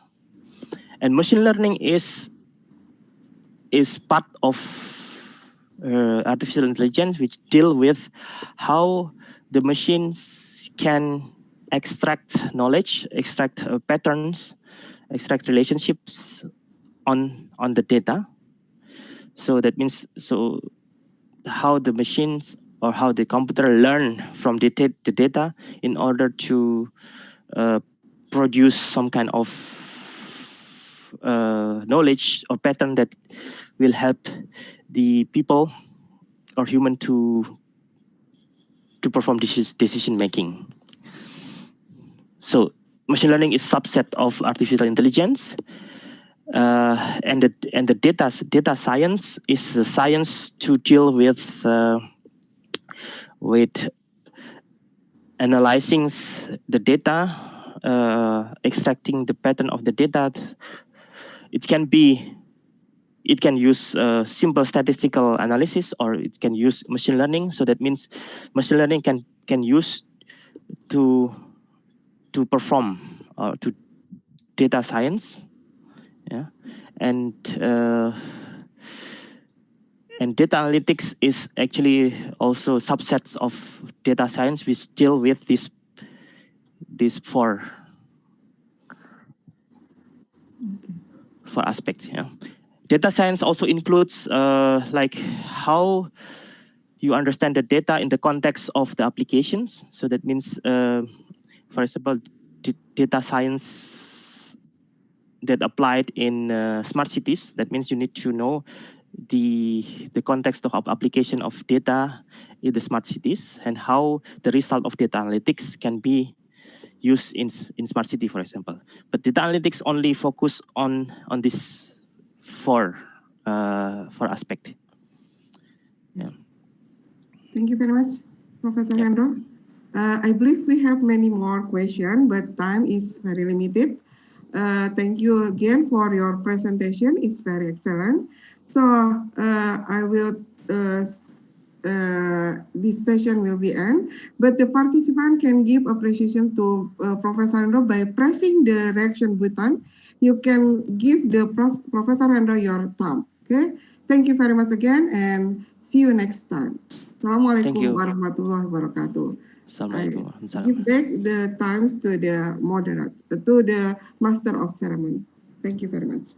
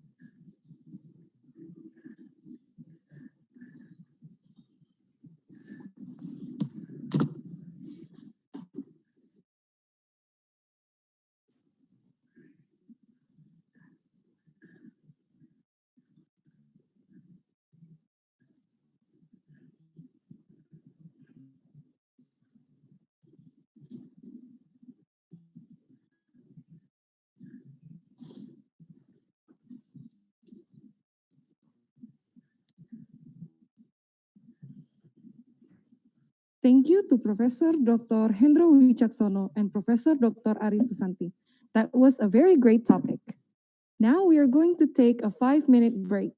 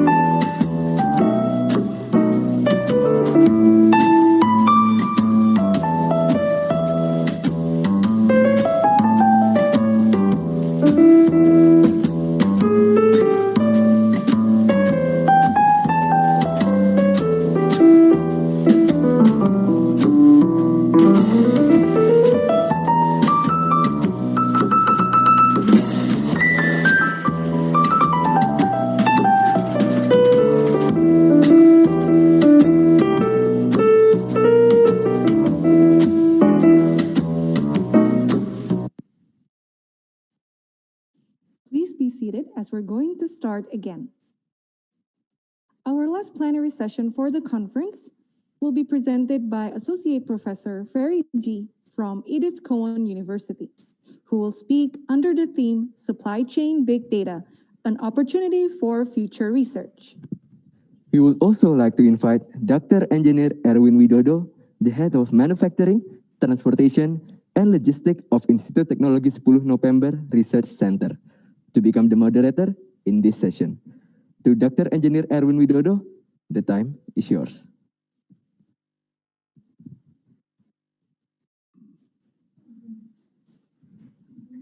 Thank you very much for the Master of Ceremony, Mr. Furkon and Ms. Indira.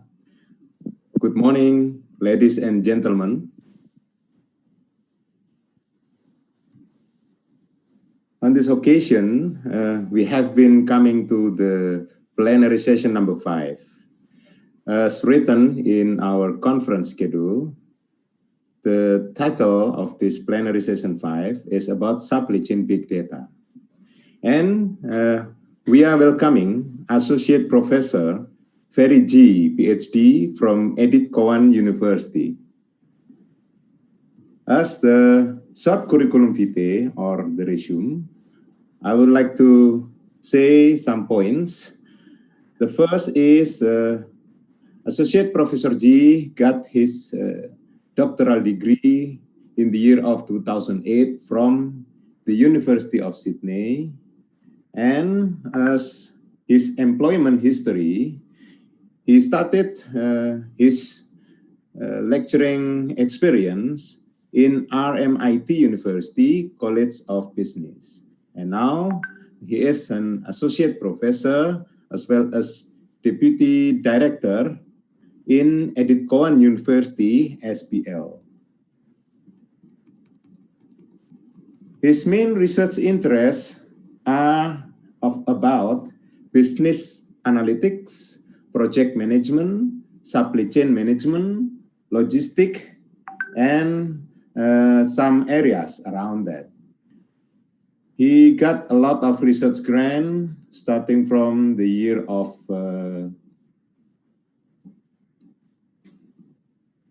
2000, at the beginning of 2000, and several awards and recognition, as well as experience to do some invited speaker activity or keynote speaker in some conferences, public lecture or research workshops. He is also published more than 50 articles in well-known international journals, as well as some conferences.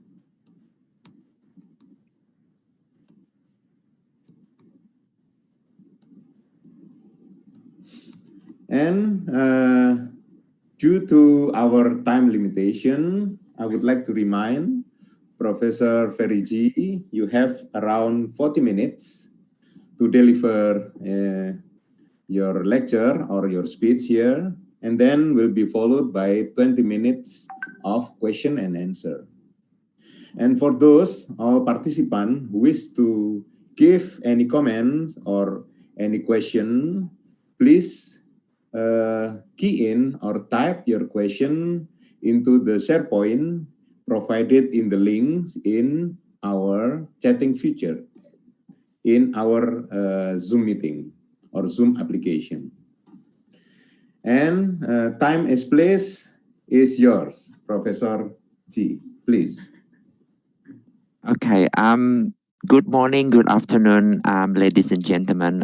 First of all, I would like to say thank you very much indeed to ITS and Diponegoro universities. Just would like to thank you to rectors and deans and head of department, as well as the speakers, as well as the participants. Also would like to thank you to committee to invite me to share about the supply chain big data analytics about today's conference. So can I please get some host to share, to let me to share the screen, please?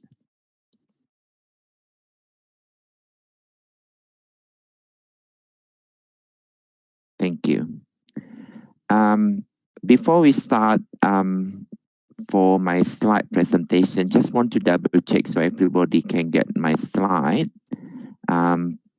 for today's conference. Yes, I can see your slide. Thank you very much. Yes. Yep. So, right. So thank you very much, moderator, Dr. Erwin Widodo. Just would like to share about supply chain big data analytics future research opportunities. So my name is Ferry G. I'm currently associate professor in supply chain and logistic management. If you really want to connect, I'm in LinkedIn, as well as you'll be able to contact me through email f.jre@ecu.edu.au. If you really want to have a good conversation for collaboration, doing research publication together, this is my WhatsApp's number, +61 414 968 978. Just would like to, as moderator has introduced me, so my research area is pretty much in supply chain and logistic management.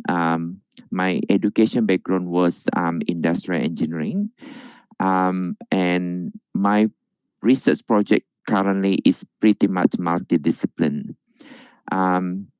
So currently I'm a deputy director for Center for Innovative Practice. As you know, Edith Cowan University is located at Western Australia. So it's about 3.5 hours by flight from Bali, Denpasar, to go to Western Australia, to go to Perth. So we only have 1 hour difference between Jakarta and Perth at this moment. So so Edith Cowan University consists of 8 schools. So I'm in the School of Business and Law. So in my research center, I have more than 65 members, mostly from academic scholars in the area of the business innovation, operation management, supply chain, logistic, project management, information systems, and so on. I'm currently published more than 50 articles. So in the Q1 and Q2 in the top ranked journal, which is high top tier journal. And then I received research grant is more than 1.6 million between 2010 and 2020.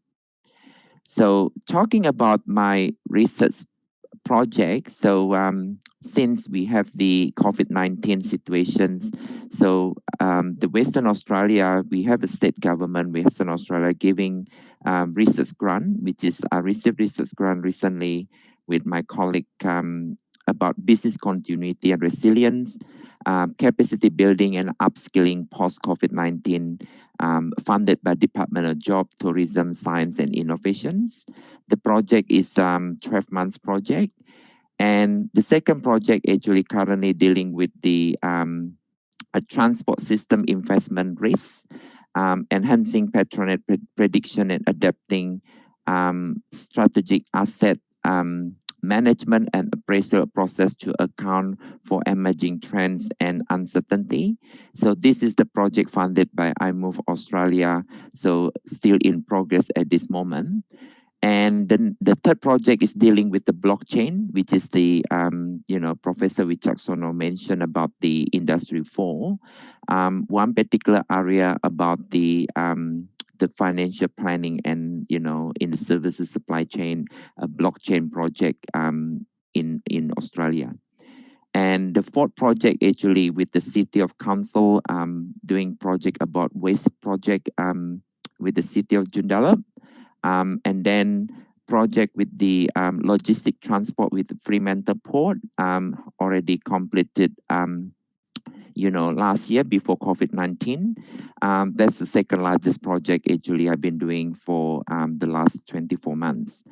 And I think Professor Wicaksono mentioned about smart city projects. So in 2018 and 2019, the project actually what I got with the University of Western Australia, Planning and Transport Research Center, and Department of Transport and Department of Industry, Science and Energy Resources.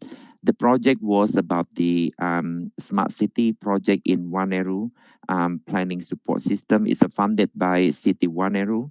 So pretty much is similar what Professor Wicaksono explained in terms of implementing of the big data and analytics in the area of the smart city, dealing with the rail smart in the City Waneru. And the next project actually currently just completed with the rail project, which is the Australia Center for Rail Innovation, already completed and has been published in the international journal. Logistic management and cross-docking has been published. The project already completed. A review model applications with my colleague as part of the internal funding. The project actually already completed with the University Muhammadiyah Malang, which is Halal Meat and Halal Meat Logistic Performance. It's funded by Ministry of Research, Technology, Higher Education of the Republic of Indonesia. That's pretty much about the halal logistics projects. Then the projects, talking about the ontology-driven business intelligence frameworks already complete and has been published in a top-tier journal. So before I start for this, I just have a video presentations, ladies and gentlemen. Hopefully, it's worked with the video presentation talking about the project what I just did with the toll and COVID-19 project. Maybe I would like to share video. Just want to make sure it works. And share computer sounds. I'll just go back this slide again. Okay, so I just got the video presentations. Couple video, I just would like to start with the project with the Department of Health in COVID-19, dealing with the pandemics in the supply chain context, dealing with the agriculture, agribusiness, food, during COVID-19. So it's about 1 minute, 32-second video presentations.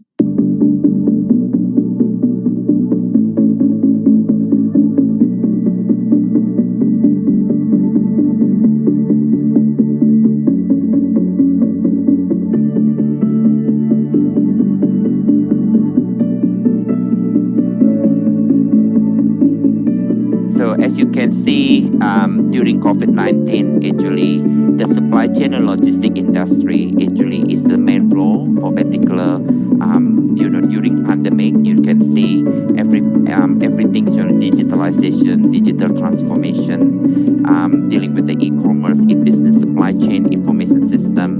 As you can see, agriculture, food, FMCG are very busy during COVID-19, even for the new norm.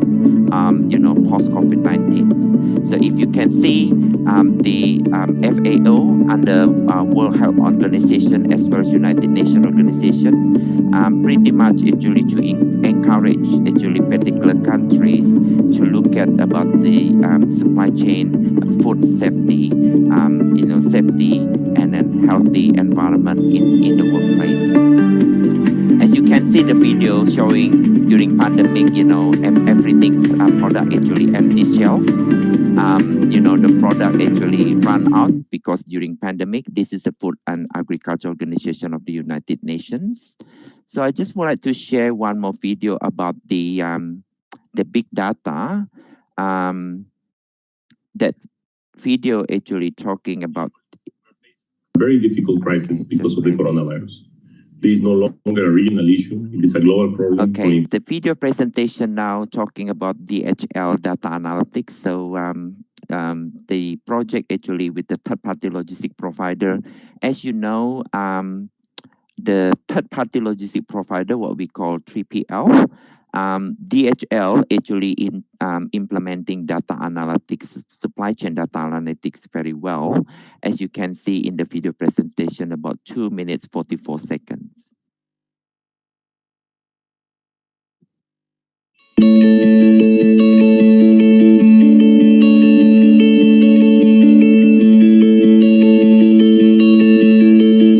Data is important to our customer when it has a story behind it. DHL data analytics helps me a lot to understand a specific level of risk for a particular lane. As an example, if we go to a very hot environment, especially for our own products that we have to keep the temperature at 2 to 8 with very limited stability data, it's going to be extremely useful for us to understand the risk before we even ship the product. We're using our own internal data to understand certain patterns that you might not see if you just look at a handful of shipments. But if you look at the history of shipments over time, you might detect when a certain weather condition at a certain point in time kind of comes together, then we see temperature excursions. We've established a tool which allows our customers to quantify their risk in a way that we've never been able to do before. So the primary source of our data is our LifeTrack system and the smart sensor data loggers that we place on all our shipments. We're able to bring other data into our system as well. We have a tool that we call Connection. We're able to connect other data sources. We can bring flight data in, we can bring weather data in. The data needs to be connected, and that's what our vision is. We want to have the data platform, the connector, that we can actually combine our customers' data with our data and make a whole lot more sense out of it. So this is something like Professor Wicaksono mentioned about linking data. So what DHL actually implementing, actually linking data, if you look at, furthermore to listen for DHL data analytics. We complement each other because we give our knowledge further to our suppliers. I'm talking about the airlines, I'm talking about the steamship companies, I'm talking about companies who are responsible for packaging and what have you. So in the whole chain, I think the life science industry benefit from our knowledge, and we can complement each other when it comes to the shipping world. Over the course of the next 5 years, those companies that adopt data analytics strategies will be ultra competitive in the market, and those that don't will deem themselves irrelevant or extinct. It is ultimately for the patient safety. We want to make sure that this data that we collect and analyze is become very instrumental when it comes to transporting the cargo, to make sure we deliver the healthcare products to every single patient around the world with product integrity.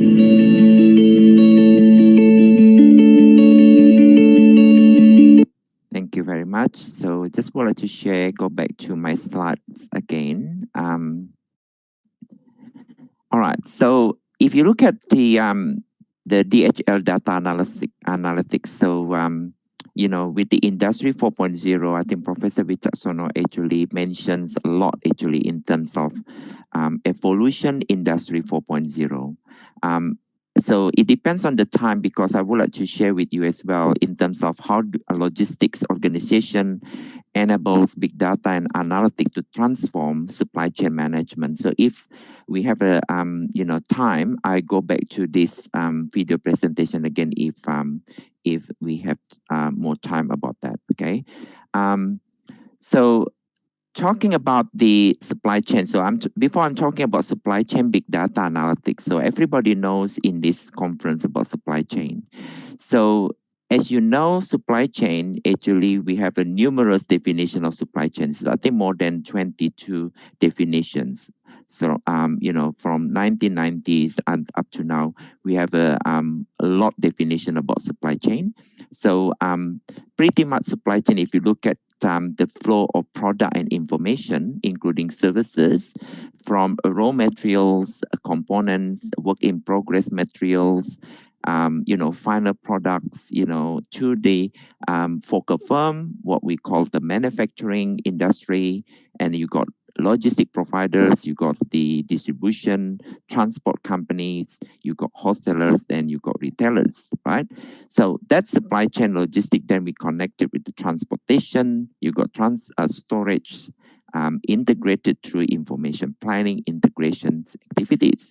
So if you look at, for instance, like Australia at this moment, so we do have the two largest supermarkets, what we call here Coles and Woolworths, you know, pretty much vertical integrated supply chain. So they're implementing very well in terms of supply chain big data analytics, you know, from the customer demand data, you know, and supplier data, product data specification, you know, doing very well in terms of scanning technology, you know, tracking traceability and so forth. Okay, so this is the definition of supply chain. So I don't want to explain more details about what is supply chain management. So pretty much, if you look at supply chain from the Council of Supply Chain Management Professional. So currently, actually, I'm a steering committee for the Supply Chains Logistics Association in Australia, as well as the Charter Institute Logistic Transport. So we have a 100 years. When I was in Manchester, that particular we got the big congress in the SILT, Charter Institute Logistic Transport. You know, back then in Manchester University. So the particular Charter Institute Logistic Transport actually implement quite a lot actually in the area of Industry 4.0, Supply Chain 4.0, Transport Logistics Information System, Transport Management System, Logistic Information System, including Supply Chain Big Data Analytic itself. So what is supply chain management? The planning and management, if you look at the planning and management of our activities involving in sourcing, procurement, conversion, and all our logistic management activities. Also includes coordination with channel partners, which can be suppliers and intermediaries, third-party service providers, and customers. So this is from CSCM professional.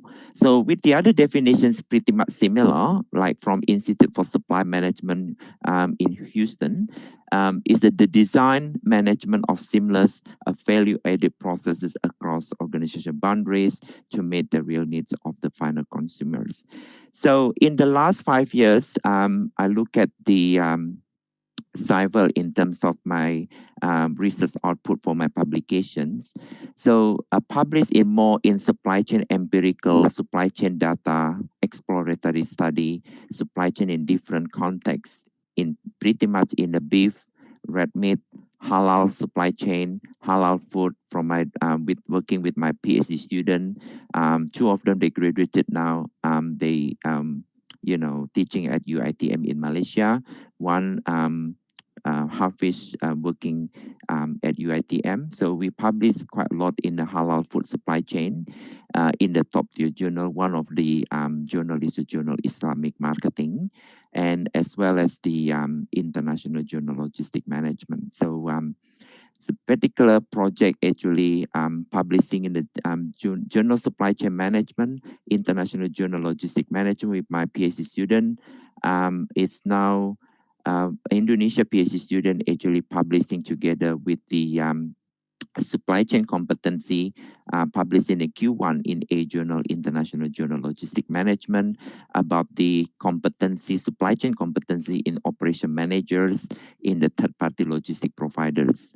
So if you look at the third definition from Association for Operation Management, you know, in the angle of the industrial engineering, system engineering, we do have operation management, supply chain management domain. So the Association of Operation Management defines supply chain is the design, this planning, execution, implementation, control, as well as the monitoring supply chain activities.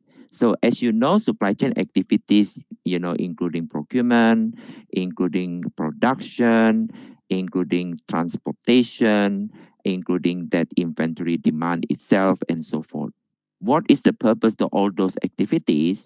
To create net value, building competitive infrastructure, leveraging worldwide logistics synchronized supply with demand and measuring performance globally.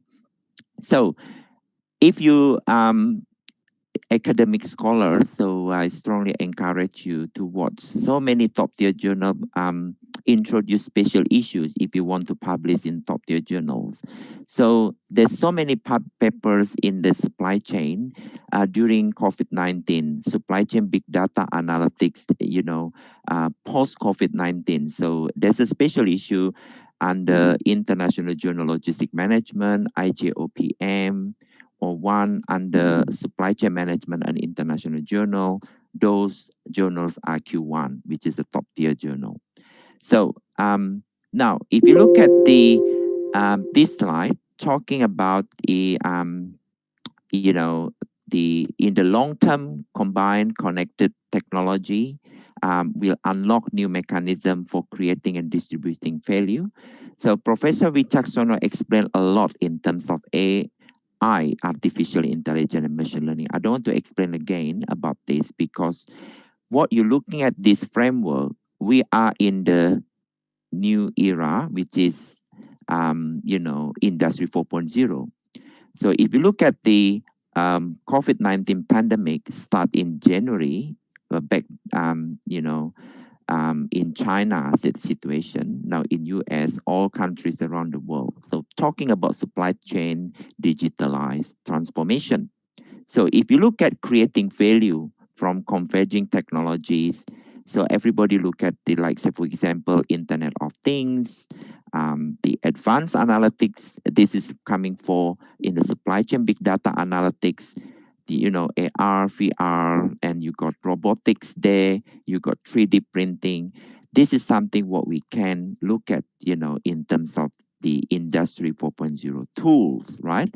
Now, if you look at on the left-hand side, the value dimensions in the what we call different stakeholders. So within supply chain itself, we do have different stakeholders. So what are they in the stakeholder? We got supplier, we got factories, we got, government, in individual company, for instance, you can see the society, you can see the industry, different sector, mining, agriculture, retailers, service industry, and so forth. And you got organization and factory. Right, so you got the value dimension, you got value mechanism. Now, people a lot talking about new skills. So what I'm working very closely with the Western Australia government, talking about upskilling. So in the post-COVID-19 at this moment, in what we talk about new norm, pretty much actually organization need to think about resilience, supply chain recovery, and make sure the businesses really survive post-COVID-19. So if you look at the during pandemic, it actually hit a lot of industry, pretty much tourism, hospitality, aircraft industry, and a lot of fashion companies, a lot of tourist destination, a lot of since a lot countries actually shut the international border. This is pretty much the global economy, we got recession. So if you look at the new skills in particular Industry 4.0, this is very important. This is our biggest homework for education sector. How do we make sure our graduates, our students, pretty much to understand, to be capable, in the evolution 4.0, for instance. So we need to revisit the curriculum, for industrial engineering, management, any business school.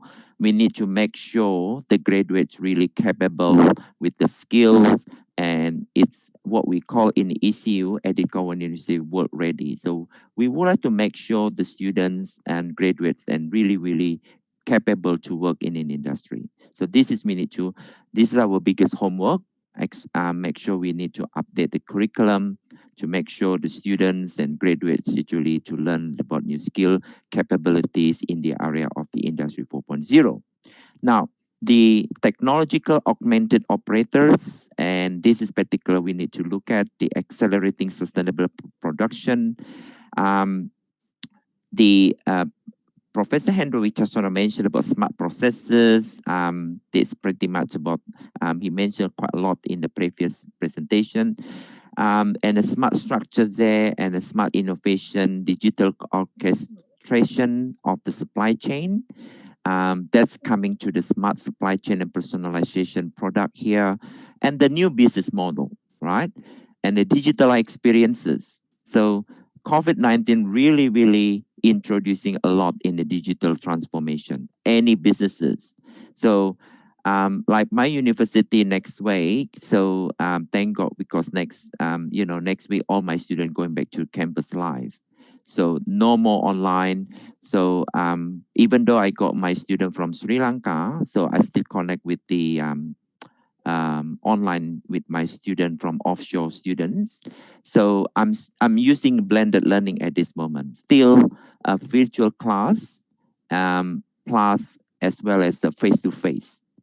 So I'm using the two devices. So one with my laptop, actually still connecting live streaming, connect with the offshore student, overseas student. They not be able to come physically to Australia because our international borders still closed. Now, that particular, I'm still doing face-to-face as well as live streaming. So good thing actually in Western Australia, we don't have any cases. So the COVID-19 actually no problem. So far so good in Western Australia. So everything back to normal. So people can say that new normal. Unfortunately in Melbourne, so a lot of people said second wave, because like last night still got problem with 484 cases in the last 24 hours in Melbourne and Victoria. So Australia has, it's a state country. So we do have Victoria, New South Wales, and now myself is located in Western Australia. Okay. So if you look at challenges, this is very good if you really want to do research in the area of the supply chain 4.0, supply chain in the big data analytics. The challenges, of course, about technological readiness. Whether or not the industry or organization, whether they, technological readiness is very important to look at. And security. In ECU, we do have a cybersecurity, institute, which is the research center dealing with the cybersecurity standards. Talking about the barcoding, global standard GS1 in Australia, working very closely with Coles Supermarket to introduce the barcoding, standards. This is creating about big data itself for the stock or inventory or demand data and so forth. And interoperability, data management. Hendro mentioned about this data management. Change management itself is very important research, in particular supply chain empirical, supply chain exploratory study in the change management, as well as the capability, competency management, and culture, right? Just would like to see whether, so I just show actually, but moderator, you'll be able to remind me, isn't it, if I still have plenty time? Yes? Anyway, okay, just keep going. Now, talking about culture, one particular good questions. Yeah, thank you, Pak Erwin. About culture, pretty much is very important. So, as you know, industrial engineering, system engineering is a multidiscipline researcher. If you talk about culture itself, supply chain culture dimension, culture in terms of the organization culture itself, to adopt in the industry 4.0 tools or supply chain big data analytic conceptualize, this is something we need to look at what theoreticals in the area of the organization culture itself, right?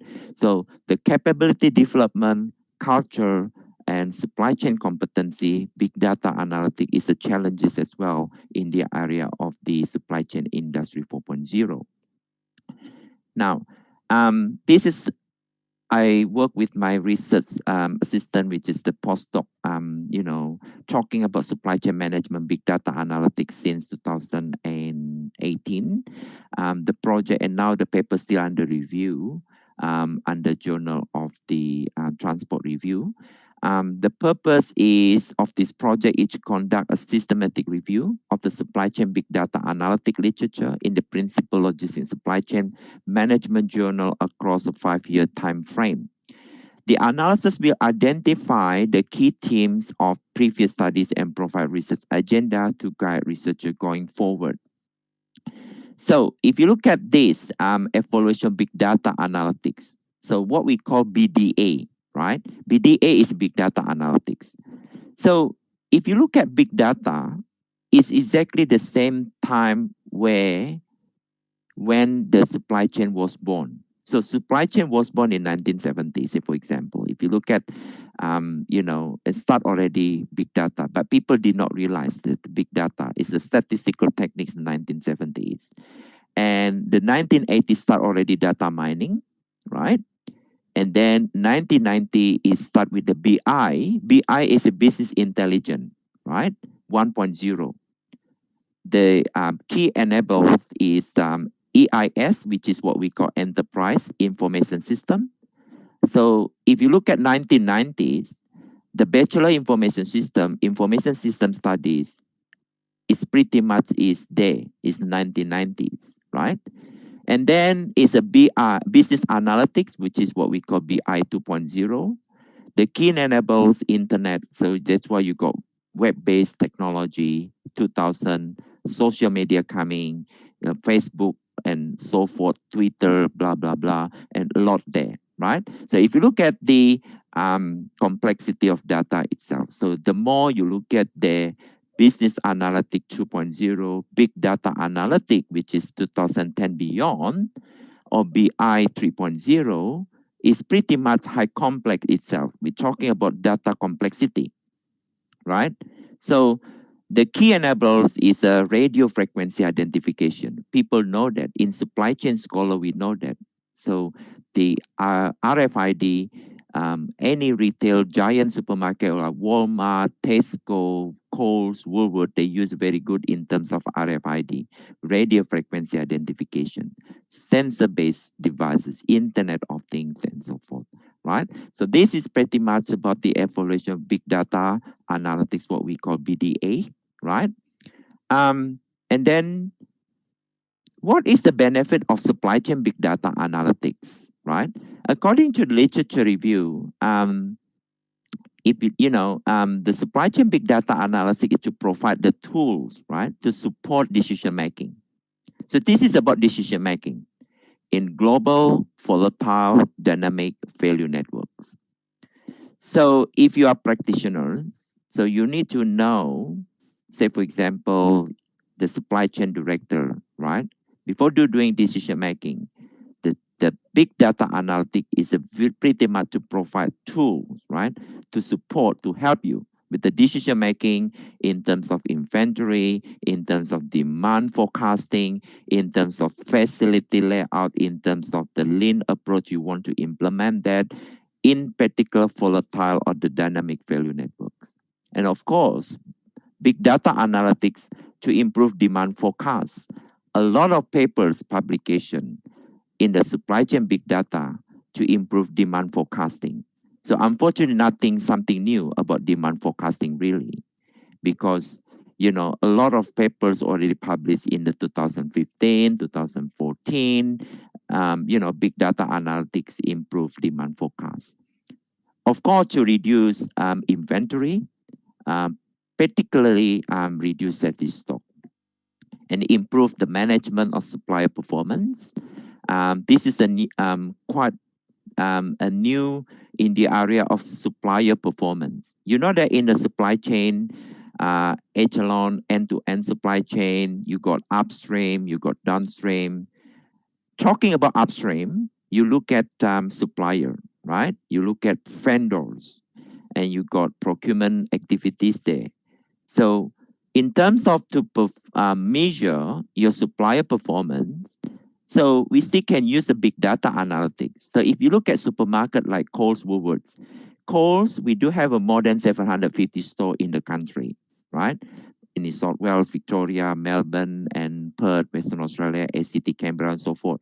Woolworths, the same thing. Second, we do have two largest supermarket, Coles and Woolworths, more than 700 stores. So they have a lot of suppliers, right? So many stock keeping units. So the supplier provide, products, grocery chains, any frozen food, dairy products, actually to retail supermarkets. So, you're dealing with the big data. What types of big data from suppliers is pretty much stock keeping units, timeliness, inventory, right? A demand from downstream, back to the upstream. So you need to monitor, and then you need to share the information or data that we can measure that supply chain or supply performance. Okay. Several research study indicated the big data application in various sectors. I think Professor Hendrich just sort of mentioned there about agriculture, because my PhD about supply chain analysis in Australia beef industry. So pretty much, my thesis I mentioned about the big data, developing the supply chain of beef industry for Australia, from cattle producers back, pretty much from farm to plate, right? Pretty much from cattle producer until you eat rendang, right? So this is what we call the beef supply chain, right? So agriculture, that's we need to look at the supply chain big data analytics. You can see how complex supply chain, upstream to downstream. And also we consider supply chain sustainability, which is the reverse logistics, product return, right? Or remanufacture, recycle, reuse. So if you look at the forward and then backward, the supply chain, the upstream, downstream, back to upstream. So if you look at this so complex, and the data you deal with, the big data, then we need to have the analytics approach. In the purpose, actually to make sure to achieve demand fulfillment, to support decision making, as well as to reduce inventory, and in the end, we would like to improve the supply chain performance measure. So again, the big data, BDA, actually, can be implemented to any sector, including financial services, financial institution, banking, insurance, hospital, marketing, insurance industry, logistics, and even manufacturing or mining sector as well. Now, talking about the systematic literature review to investigate the application of big data analytics in supply chain. So I think you can see if you publish in the top tier journal Q1 or Q2, or hopefully you're not published in Q4, you can try to look at the literature review. You can see Barbosa mentioned about the big data, BDA. Teknik usually use the predictive, prescriptive approaches rather than descriptive approach. I think the Professor Hendro mentioned, that you got 4 in terms of big data analytics. Yeah. So talking about predicted, prescriptive, descriptive. So Barbosa in 2018 published in Top Tier Journal, he mentioned about the looking at predictive and prescriptive approach compared to the rather than descriptive approach, right? Darby actually in 2019 actually mentioned about the effectiveness of big data and predictive analysis on 2 aspects of sustainability and supply chain sustainability context, right? Including environmental performance and social aspect, right? This is interesting because if you really want to publish, you're doing good, you got a paper published in a journal, Cleaner Production, in its very high impact factor journal. They really like the paper about supply chain sustainability. They really like talking about supply chain environmental performance, right? So Darby actually looking at the big data implementation in the supply chain sustainability, environmental performance, and social aspect, including triple bottom line. Now, the Gupta in 2019, so this is conceptual paper. Gupta actually looking at the comprehensive literature review, the 28 journal article to investigate the impact of the using BDA technique and on the humanitarian. So we do have an international journal humanitarian supply chain logistic management, which is the Scopus. The humanitarian supply chain, if you have a project or paper talking about humanitarian, natural disaster, COVID-19, dealing with the humanitarian context in the supply chain, this journal really like it, right? So Gupta looking at 28 journal article BDA techniques in the area of humanitarian supply chain, resilient in the natural disaster or in the COVID-19 context, for instance, right? Now, talking about theoretical underpinning, so I really want to share with you some particular journal, if you really want to publish the papers in a Q1, Q2, if you look at, they really look at what theoretical underpinnings, when you do your study, when you, you're doing your research.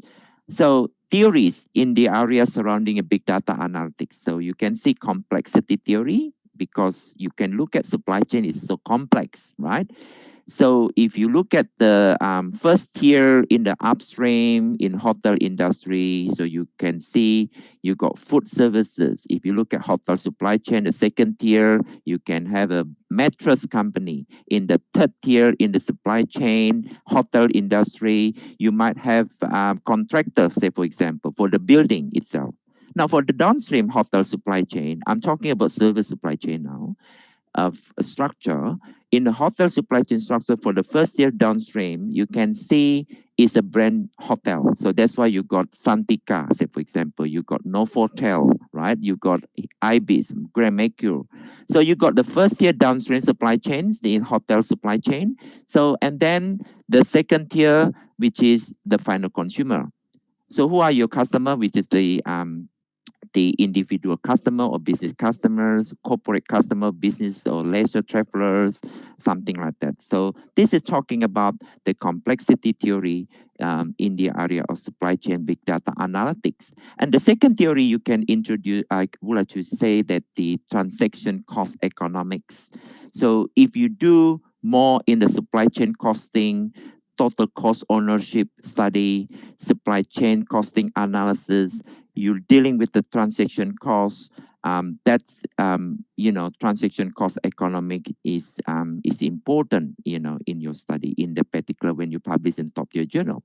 Now, resource depends theory. So this is pretty much actually looking new for in the area of the supply chain, the resource dependent theory in the area of BDA, right? And then resource-based view, very common, if you learn about strategic management, you know that fundamental, you learn about resource-based view. Social network, right? So I got my colleague actually, we about to submit the paper into the Q1 journal, International Journal of the Physical Distribution Logistic Management, what we call IJPDLM. Talking about supply chain social media. So the big data, social media, Twitter, Instagram, Facebook. Now, my paper talking about the COVID-19. So what happened in Australia when the COVID-19 start lockdown in March, in the middle of March, start in February, the consumer know what's going on, the pandemic or COVID-19 pandemic. If you look at start in the curve in the middle of February or the third week of February until the first week of April, the consumer panicking buying. They go into supermarket to buy hand sanitizer, masks, rice, pasta, toilet rolls, tissue boxes. And then what happened that my project actually now, we use the Leximensa software to pull out the data from the social media, Twitter, and then come up with the positive sentiment and negative sentiment. And then that particular Leximensa can, I'm still about to finalize the paper and I'm about to submit the paper. This is what we talk about social media. supply chain big data to influence actually decision, for the retail supermarket, what's going on. Because when you look at after April during pandemic, consumer panic buying, they look at, if you look at the supermarket, it's pretty much empty shelf, right? It's run out because customer actually want to buy as much as they can because maybe customer thinking it's going to be locked down. They cannot go out because of 14 days, and they really scared, and then they just pretty much they want to buy as much as they can, right? Now, what happened is the supermarket is really, really shocking when they look at what's going on here. So this is about supply chain disruption. If you look at the supply chain retailers and look at what's going on, it's very important to look at supply chain collaboration, and you can look at, say for instance, your suppliers, whether your suppliers, the factory is okay, the workers okay, not affected by the COVID-19 positive, whatever, the factory is still open, and then they can expand more production process to fulfill demand in the supermarket. Because if you look at the empty shelf today, and then if you look at lead time, the lead time takes longer, and then basically, and you cannot sell anything because this product empty in the supermarket. So the supply chain collaboration is very important. You need to work collaboration closely with your suppliers. Yes, your supplier can produce, can provide the demand fulfillment strategy and make sure, and also you need to work with the transport logistic providers as well, because this is what we talk about transport, to distribute the product actually from Eastern Coast back to the Western Australia. You need to look at the transport, routing as well in terms of the delivery time and make sure the product is not, the product is in the market. Now, pretty much, if you look at the measuring the hand sanitizer in the supermarket, in Australia, unfortunately, it takes about 5 weeks. When the product is empty, and week 5, and then more hand sanitizer there in the supermarket. So it takes 5 weeks, right? When the product empty until this product's there, right? So the same thing with the other product, like, any food manufacturer, FMCG, food manufactured consumer goods. So it's quite quick, pretty much between 2 and 3 weeks, right? So this is pretty much about resource-based view, social network theory, sorry.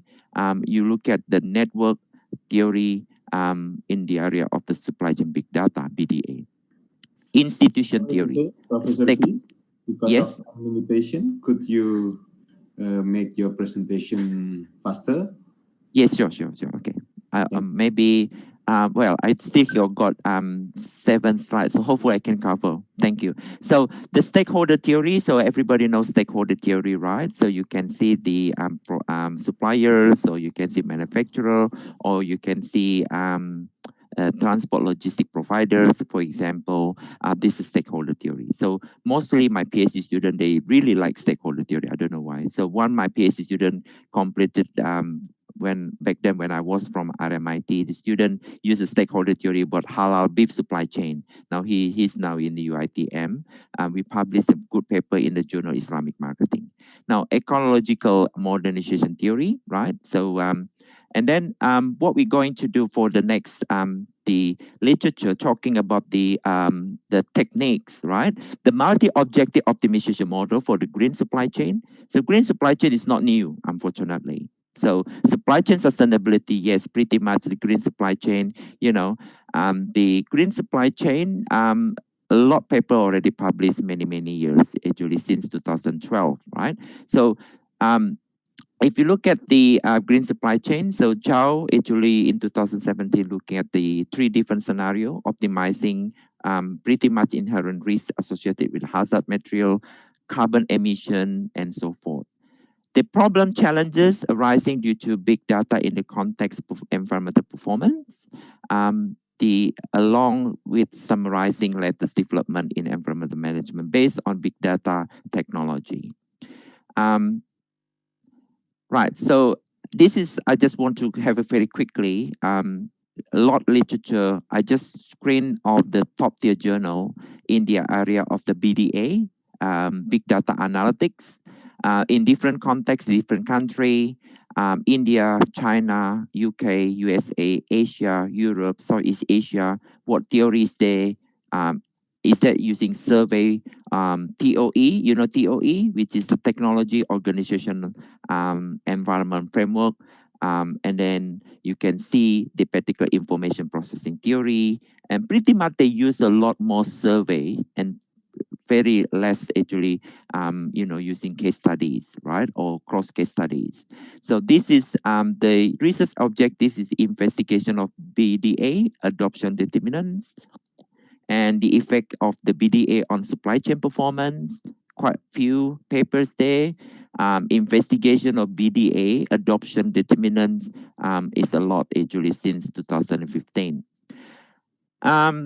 Now, just looking at the methodology data, so I just want to finishing off the methodology data, then giving you opportunity what the future research in terms of supply chain big data analytics. So this particular useful for all academic scholar, practitioners, students or research student, PhD student, master business research student. If you want to do research study, you'll be able to look at what opportunity for research in the area of supply chain big data analytics. So in-depth evaluation of supply chain concept big data analytics is conducted using systematic literature review based on system approach. So this approach consists of sequential steps. So I use the collection using know, comprehend, application, analysis, synthesis, and evaluation is the key methods used to manage knowledge diversity for a specific academic inquiry and structuring field of research. The selected journal, so start from IGPR, production research, IGPE, production economics, PPC, production planning and control, supply chain management international journal. I think I remember OSCM, so, editor with the Professor Nyoman. So that particular area, quite a lot in the area of the supply chain, domain, and international journal logistic, IJLM, and there are a lot more journals articles. Now, between 50 and 60% of the research on big data application in supply chain were published after 2016. These publications have increasingly focused on big data application in pretty much predictive analysis rather than in other three types of data analysis. What are they? Descriptive analysis is very thin, very low level, right? It's pretty much descriptive. Diagnostic, right? A prescriptive analysis, this is the next level, right? So prescriptive analysis and predictive analysis, I think what you learn about simulation, this is what we call the OR techniques there, predictive analysis in the big data, right? So the research agenda come up with the literature review, come up with the 8 principles. So how ready organization for supply chain big data analytics in the area of transport logistics industry? How ready they are, right? So you can use the technology, organization, environmental theory, or you can use maybe, different theory, maybe you thought model, okay? Technology acceptance model, maybe theory. Technical issues, right? The second research agenda, what technical issues surrounding in the big data itself, and then contextualize whether they implement it in the healthcare, smart cities, smart manufacturing. This is what we talk about contextualization. Methodological issue, you can look at, are you look at prescriptive? Are you look at predictive analysis?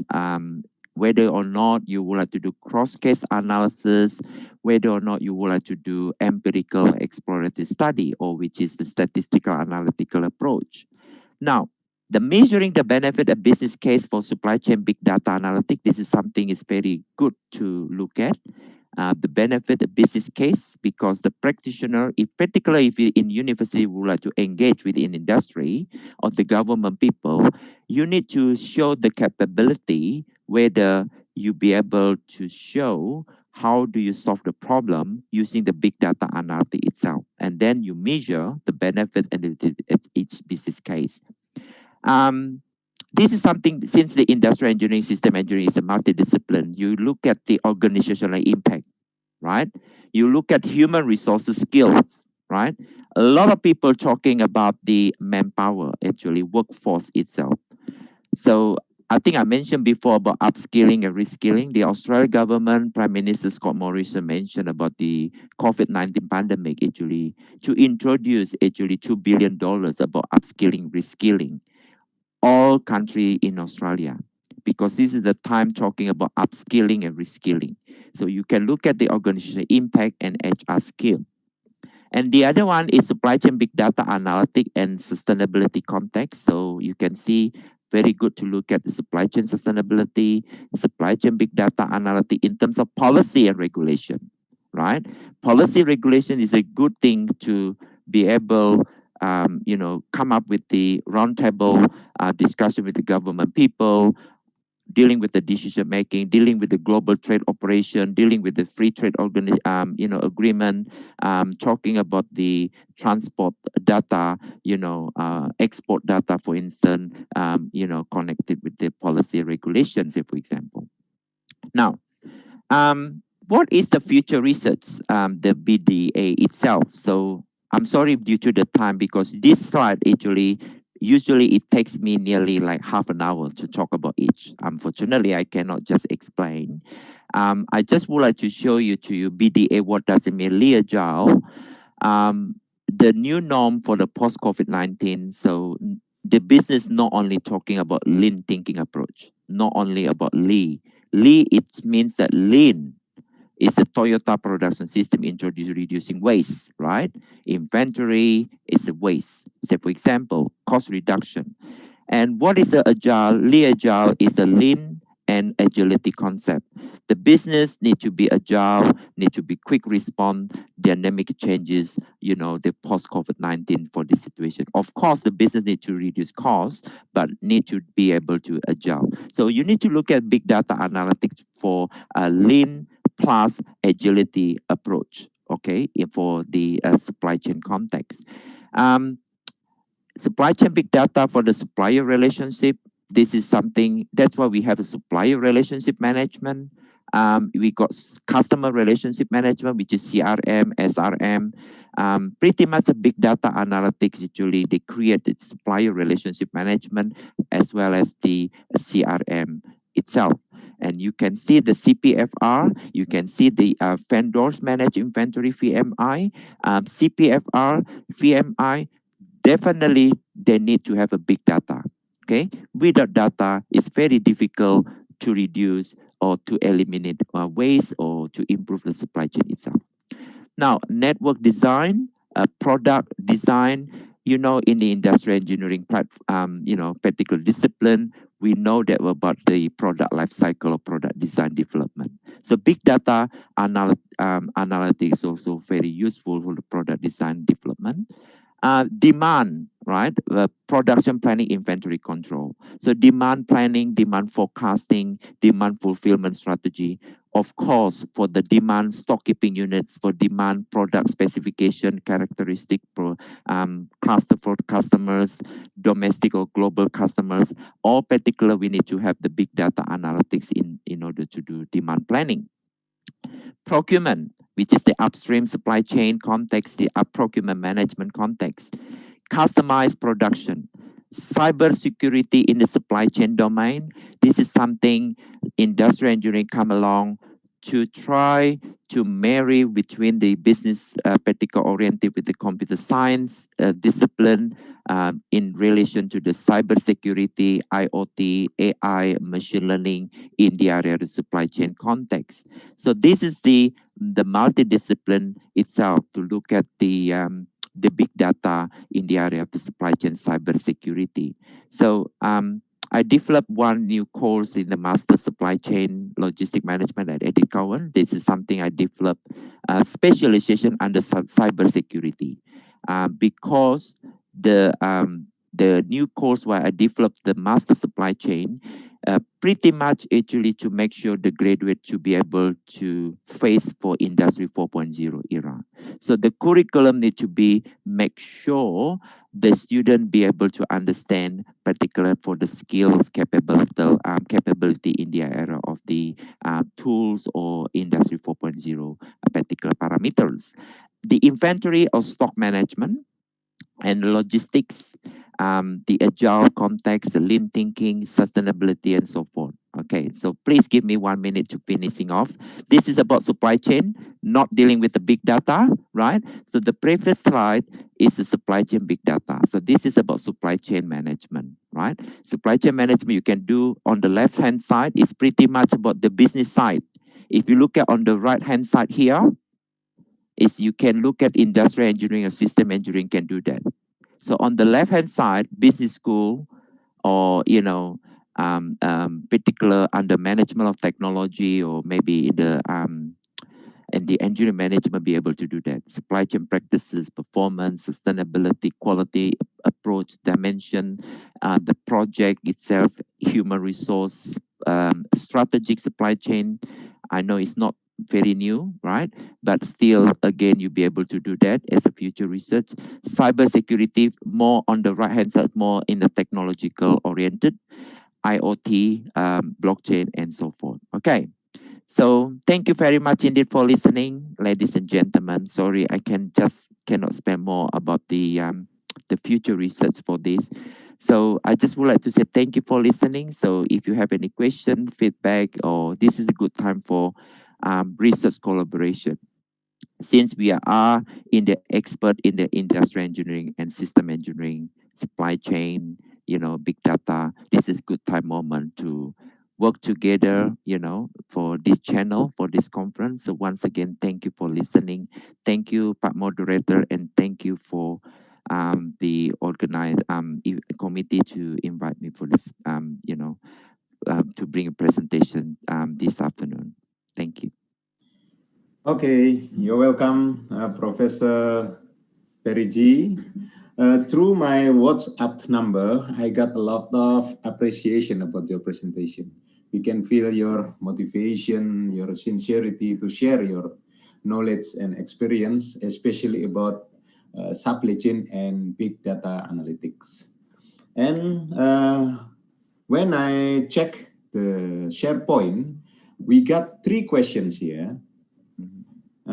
Fortunately, I can merge question number 2 and 3 become 1 because they are about similar.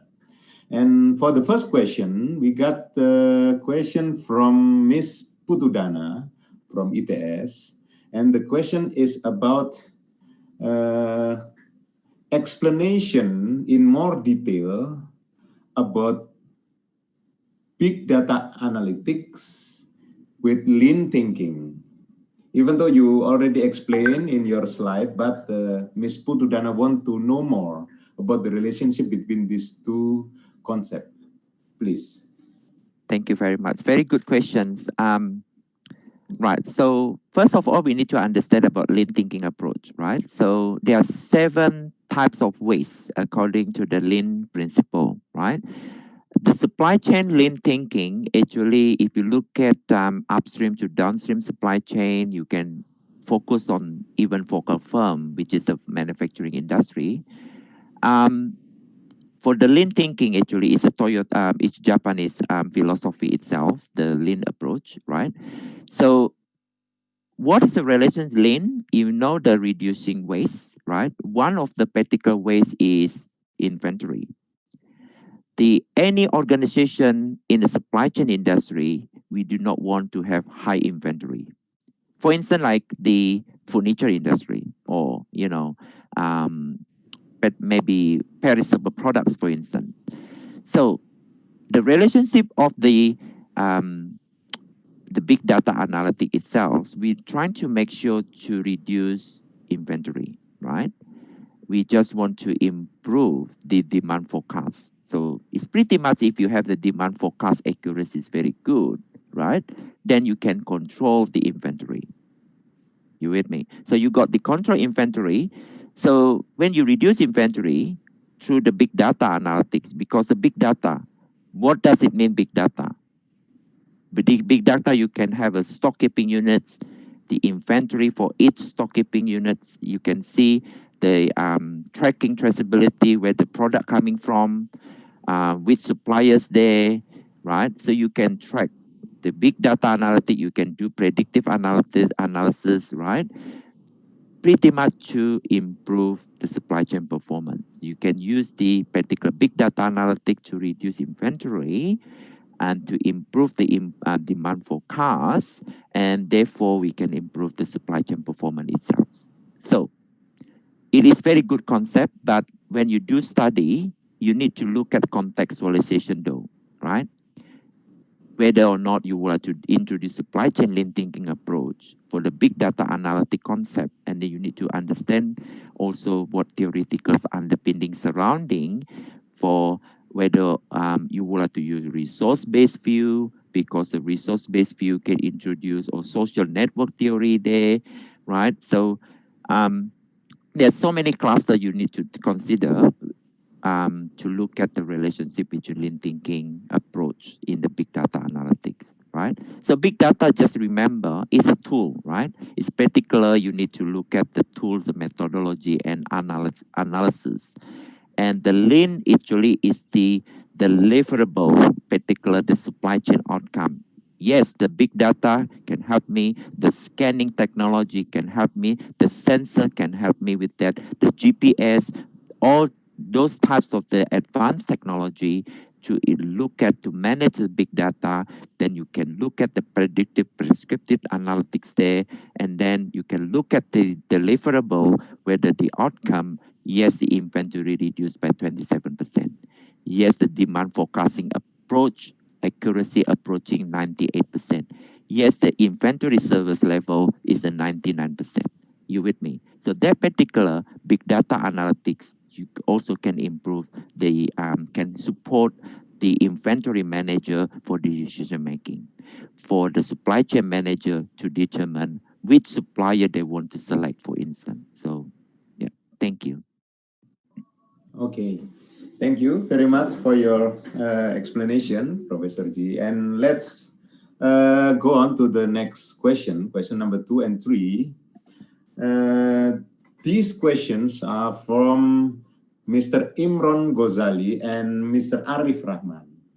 And if I combine this or I compile these two questions into one question, maybe could you explain to us about how to manage data integration across supply chain entities, as well as how to manage the people behavior so that this BDA can be implemented successfully? Very good question. Data integrations. So what we call about the integrated, you know, for data including data synchronization, right? So pretty much this is about the again the multidisciplinary research scholar need to do that, because data integration actually is very good for the system engineering can help, or the computer science people can help, the information system scholar can help. So a lot of research in the area of information sharing or information quality in the domain of supply chain. If you look at supply chain complexity upstream to downstream, and then if you look at reverse logistics, supply chain reverse logistics, right? Product can be recycled, remanufactured, right? So all the functionality of supply chain, right? So not only product movement, supply chain is not only product movement. Supply chain also information or data sharing. So all functionality echelon in supply chain, they need to update data actually. You know, there are different types of criteria in terms of the quality of data, right? So in order to manage data integrated itself, your end-to-end supply chain, you need to understand the supply chain structure, right?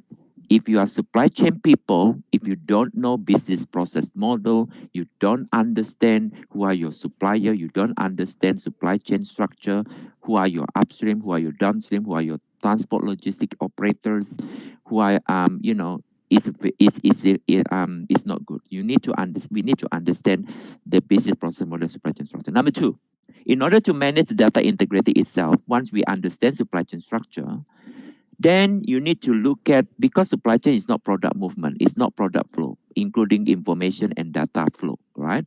Data sharing. That's why we need to improve, the quality of data. There are several criteria of the quality of data. It means that data need to be up to date. It's not delay, right? And then data must be accurate, right? So in order to manage data need to be accurate. Capturing data is very important. That's why we need to have information technology people to create particular. That's why we have a scanning technology. We do have RFID. If you look at DHL, right, in the video presentation, in the early my presentation, DHL did fantastic in terms of scanning, RFID, a sensor technology, with the, parcels, all the product before, they send it to the final consumers, right?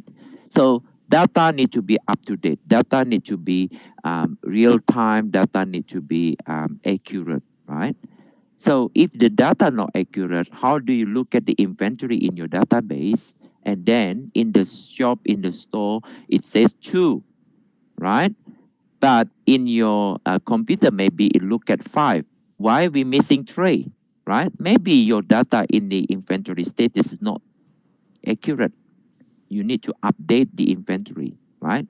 So physically, you got 2, but in the inventory status itself, it says 5. So it might be where the other 3, for instance, right? So it's very simple if you look at that, data. If you look at data information, right? So integrated, how do you manage that? Information sharing, information quality, that those particular ingredients to improve the supply chain performance, right? In terms of data integration. Now, number 3, right? It's very important to look at have better understanding the tools and technology advancement. That's why in the early my presentation, I show you the framework, right? To talk about the IoT, we got AI and all those things. So as myself, because I'm teaching supply chain, because I'm teaching operation management, my background in industrial engineering. So when I look at the curriculum, so unfortunately, if you teach students, but unfortunately the technology is very old, and then do you think that the industry really wants that, the graduate student? So this is something very important to look at, to have better understanding, know-how, and tools and technological advancement surrounding Industry 4.0 evolution, right? So when we have better understanding this, then you know how to use it, because sometimes you got the industry, you got brilliant technology, but you don't know how to do it. It's just useless, unfortunately. And of course, if you look at the contextualization, you can see the contextualization methodological issues, the way you do manage the data integration, you need to look at as well, okay? Now, the last question talking about people behavior, this is something very, very good study I can mention, because maybe if you really want to do postdoc, or you got PhD, or you want to do PhD or doctor of philosophy, looks, because the people behavior, supply chain in particular psychological people behavior is a very, very important moment, okay? Especially if you look at, before COVID-19, during COVID-19, and then post-COVID-19, what do you think in terms of people behavior? Before COVID-19, so we do have face-to-face international conference, right? So now, when the COVID-19 introducing digital transformation, everything online, everything this, and now I need to work with the 4 devices now. I got my own laptop, I got my tablet, I got my Samsung, I got my Fujitsu tablet. Now, actually, all my children, everything digital transformation. So that's something actually talk about behavior changing that paradigm actually from and then to, right? So this particular, we need to consider particular, maybe you can look at the cluster analysis, you can look at cross-case study analysis. The people behavior is very important. That's something we look at change management, cultures, right? Now, people behavior, it may lead to the skills. Now talking about upskilling, talking about reskilling, people in organization, right? So during like this particular lockdown, say for example, what you can do, you study, learn, webinar, actually what you do, right? So this is good time moment if you want to do upskilling yourself, the capability, knowledge, you know. And then what happened? Who knows, in 2021, actually, you know, COVID-19 is over, now back to normal, but you never upskilling yourself, and you're gonna be cannot compete with the global competitiveness in terms of the new skills, okay, knowledge. And then it's a shame when the people come to the workplace, they have no idea, right? So upskilling, reskilling is a good time moment, okay? The people behavior, the measuring, because I'm not coming from psychological, I'm not coming from the, you know, the business background itself, you know, talking people behavior. It's a lot of studies surrounding people behavior itself. Now, big data, if you look at behavior, you can capture the big data. That's why, you know, that they have different level, descriptive, prescriptive, you know, and predictive, yeah. So you can look at all capturing the people behavior itself. You can look at, you know, look at sentiment, emotional, you know, and then back to particular this context. So because it's related with the data itself, okay? Hopefully I can answer the question, but if not, if you have any questions, so I'm more than happy to share about my WhatsApps as well as my email address. So it is good opportunity if you have any question.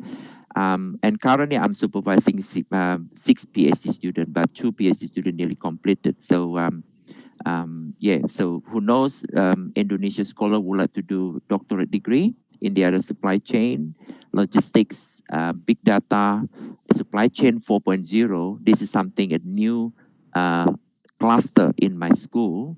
I introduced supply chain industry 4.0, okay? In terms of so many areas in under supply chain 4.0.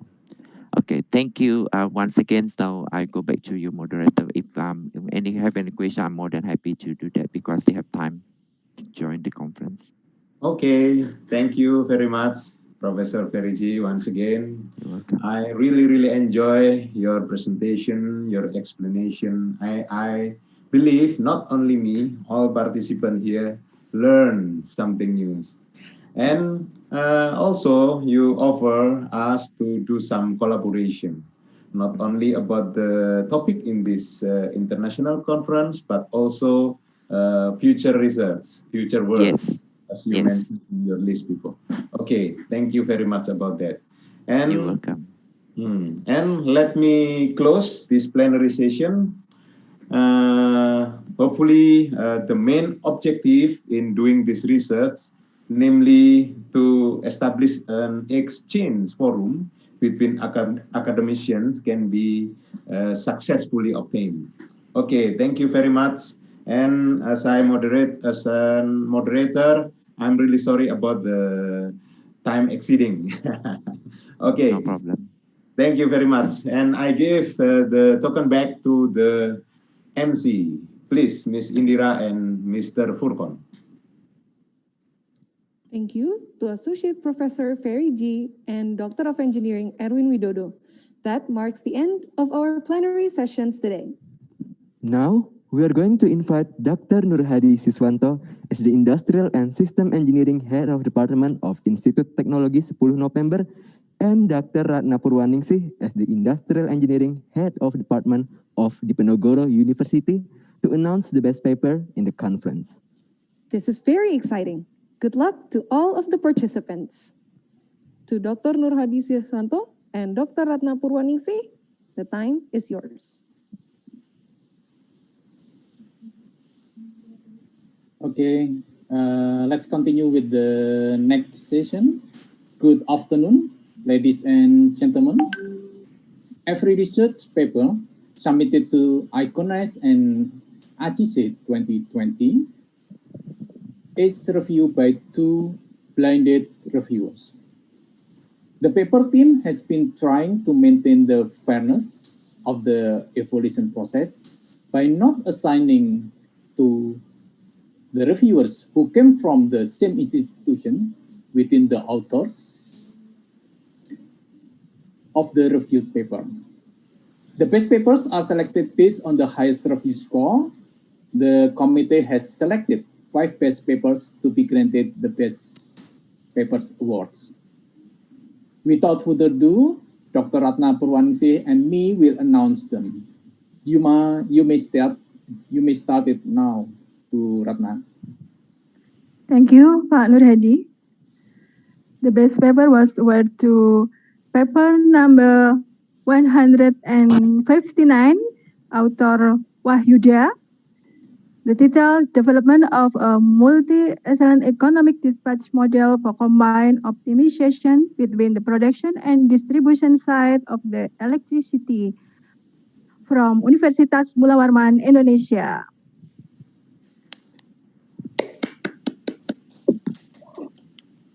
Okay, and the next is paper number 132 of Michael Young, with the title, A Safety First Portfolio Selection Framework, Estimating the Return of Exchange Traded Funds Through Regression Analysis, from Mapua University, Philippines. Next, best paper awards to paper number 98, author Ari Triwibowo, Init Indah Arfitrida, and Erwin Widodo. Raw material order allocation problem using mixed integer linear programming and simulation, from Institut Teknologi, Sepuluh, Nopember, Indonesia. Big applause.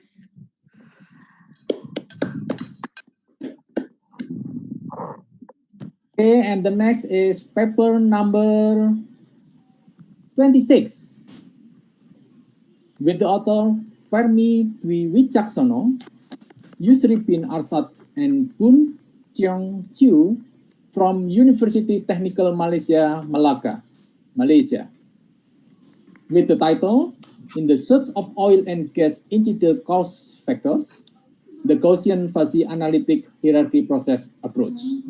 Give applause to the paper number 26. And for the last, best paper is paper number 81, author Amelia Santoso, Juniarto Parung, Gina Natalia Prayogo, and Winardi from Universitas Surabaya, Ubaya, Indonesia, with the title Designing Cluster of Distribution Area and Delivery Route for Maximizing Vehicle Utilization and Minimizing Workload Gap and Distribution Costs. Congratulations for all the winner of Best Paper Awards. The award certificate will be sent to the author's email.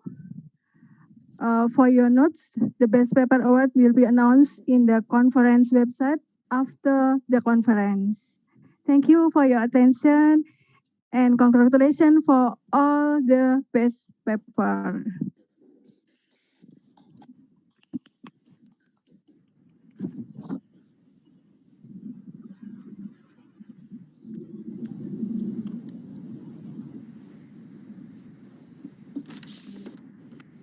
Congratulations to all of the winners. That was the announcement for the best paper. The announcement for the other category, Best Presenter, will be published in our website. Please stay tuned as you may be the next winner.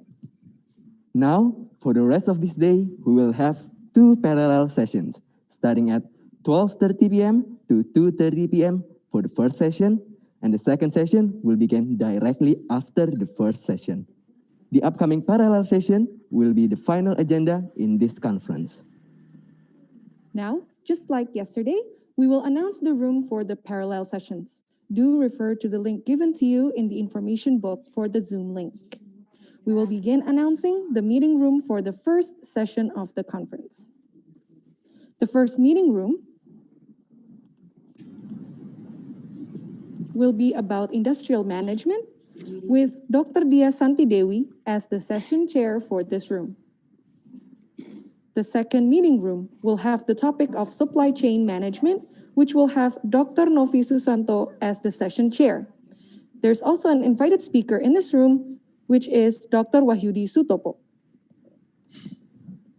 The third meeting room will be under Production and Operations Management topic with Dr. Nani Kurniati as the session chair.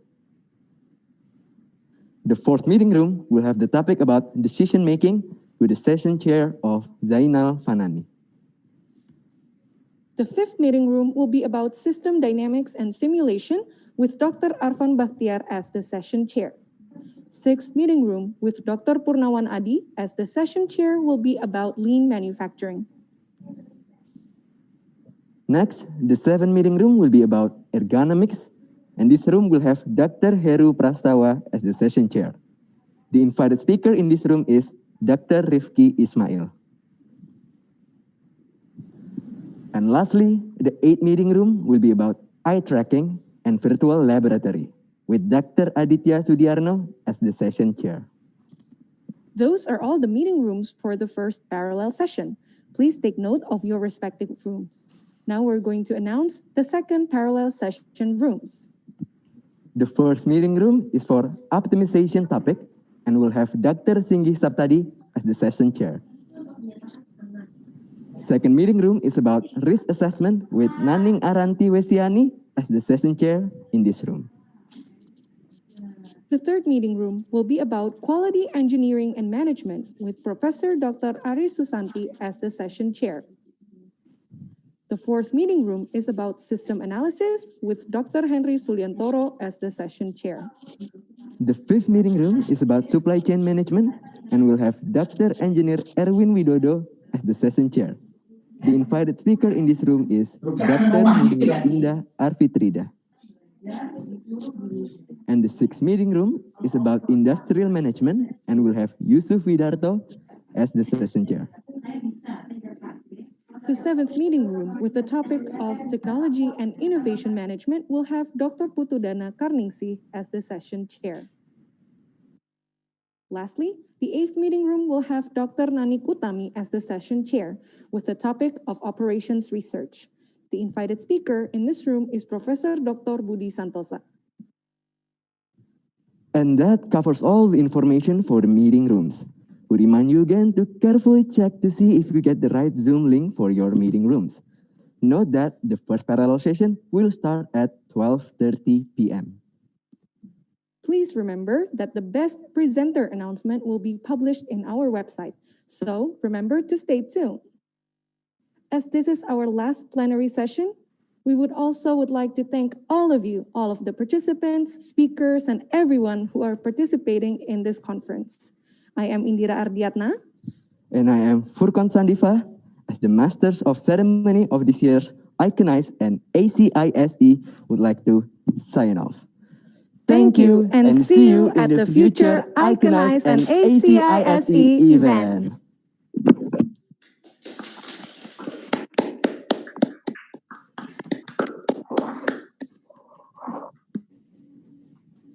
Thank you.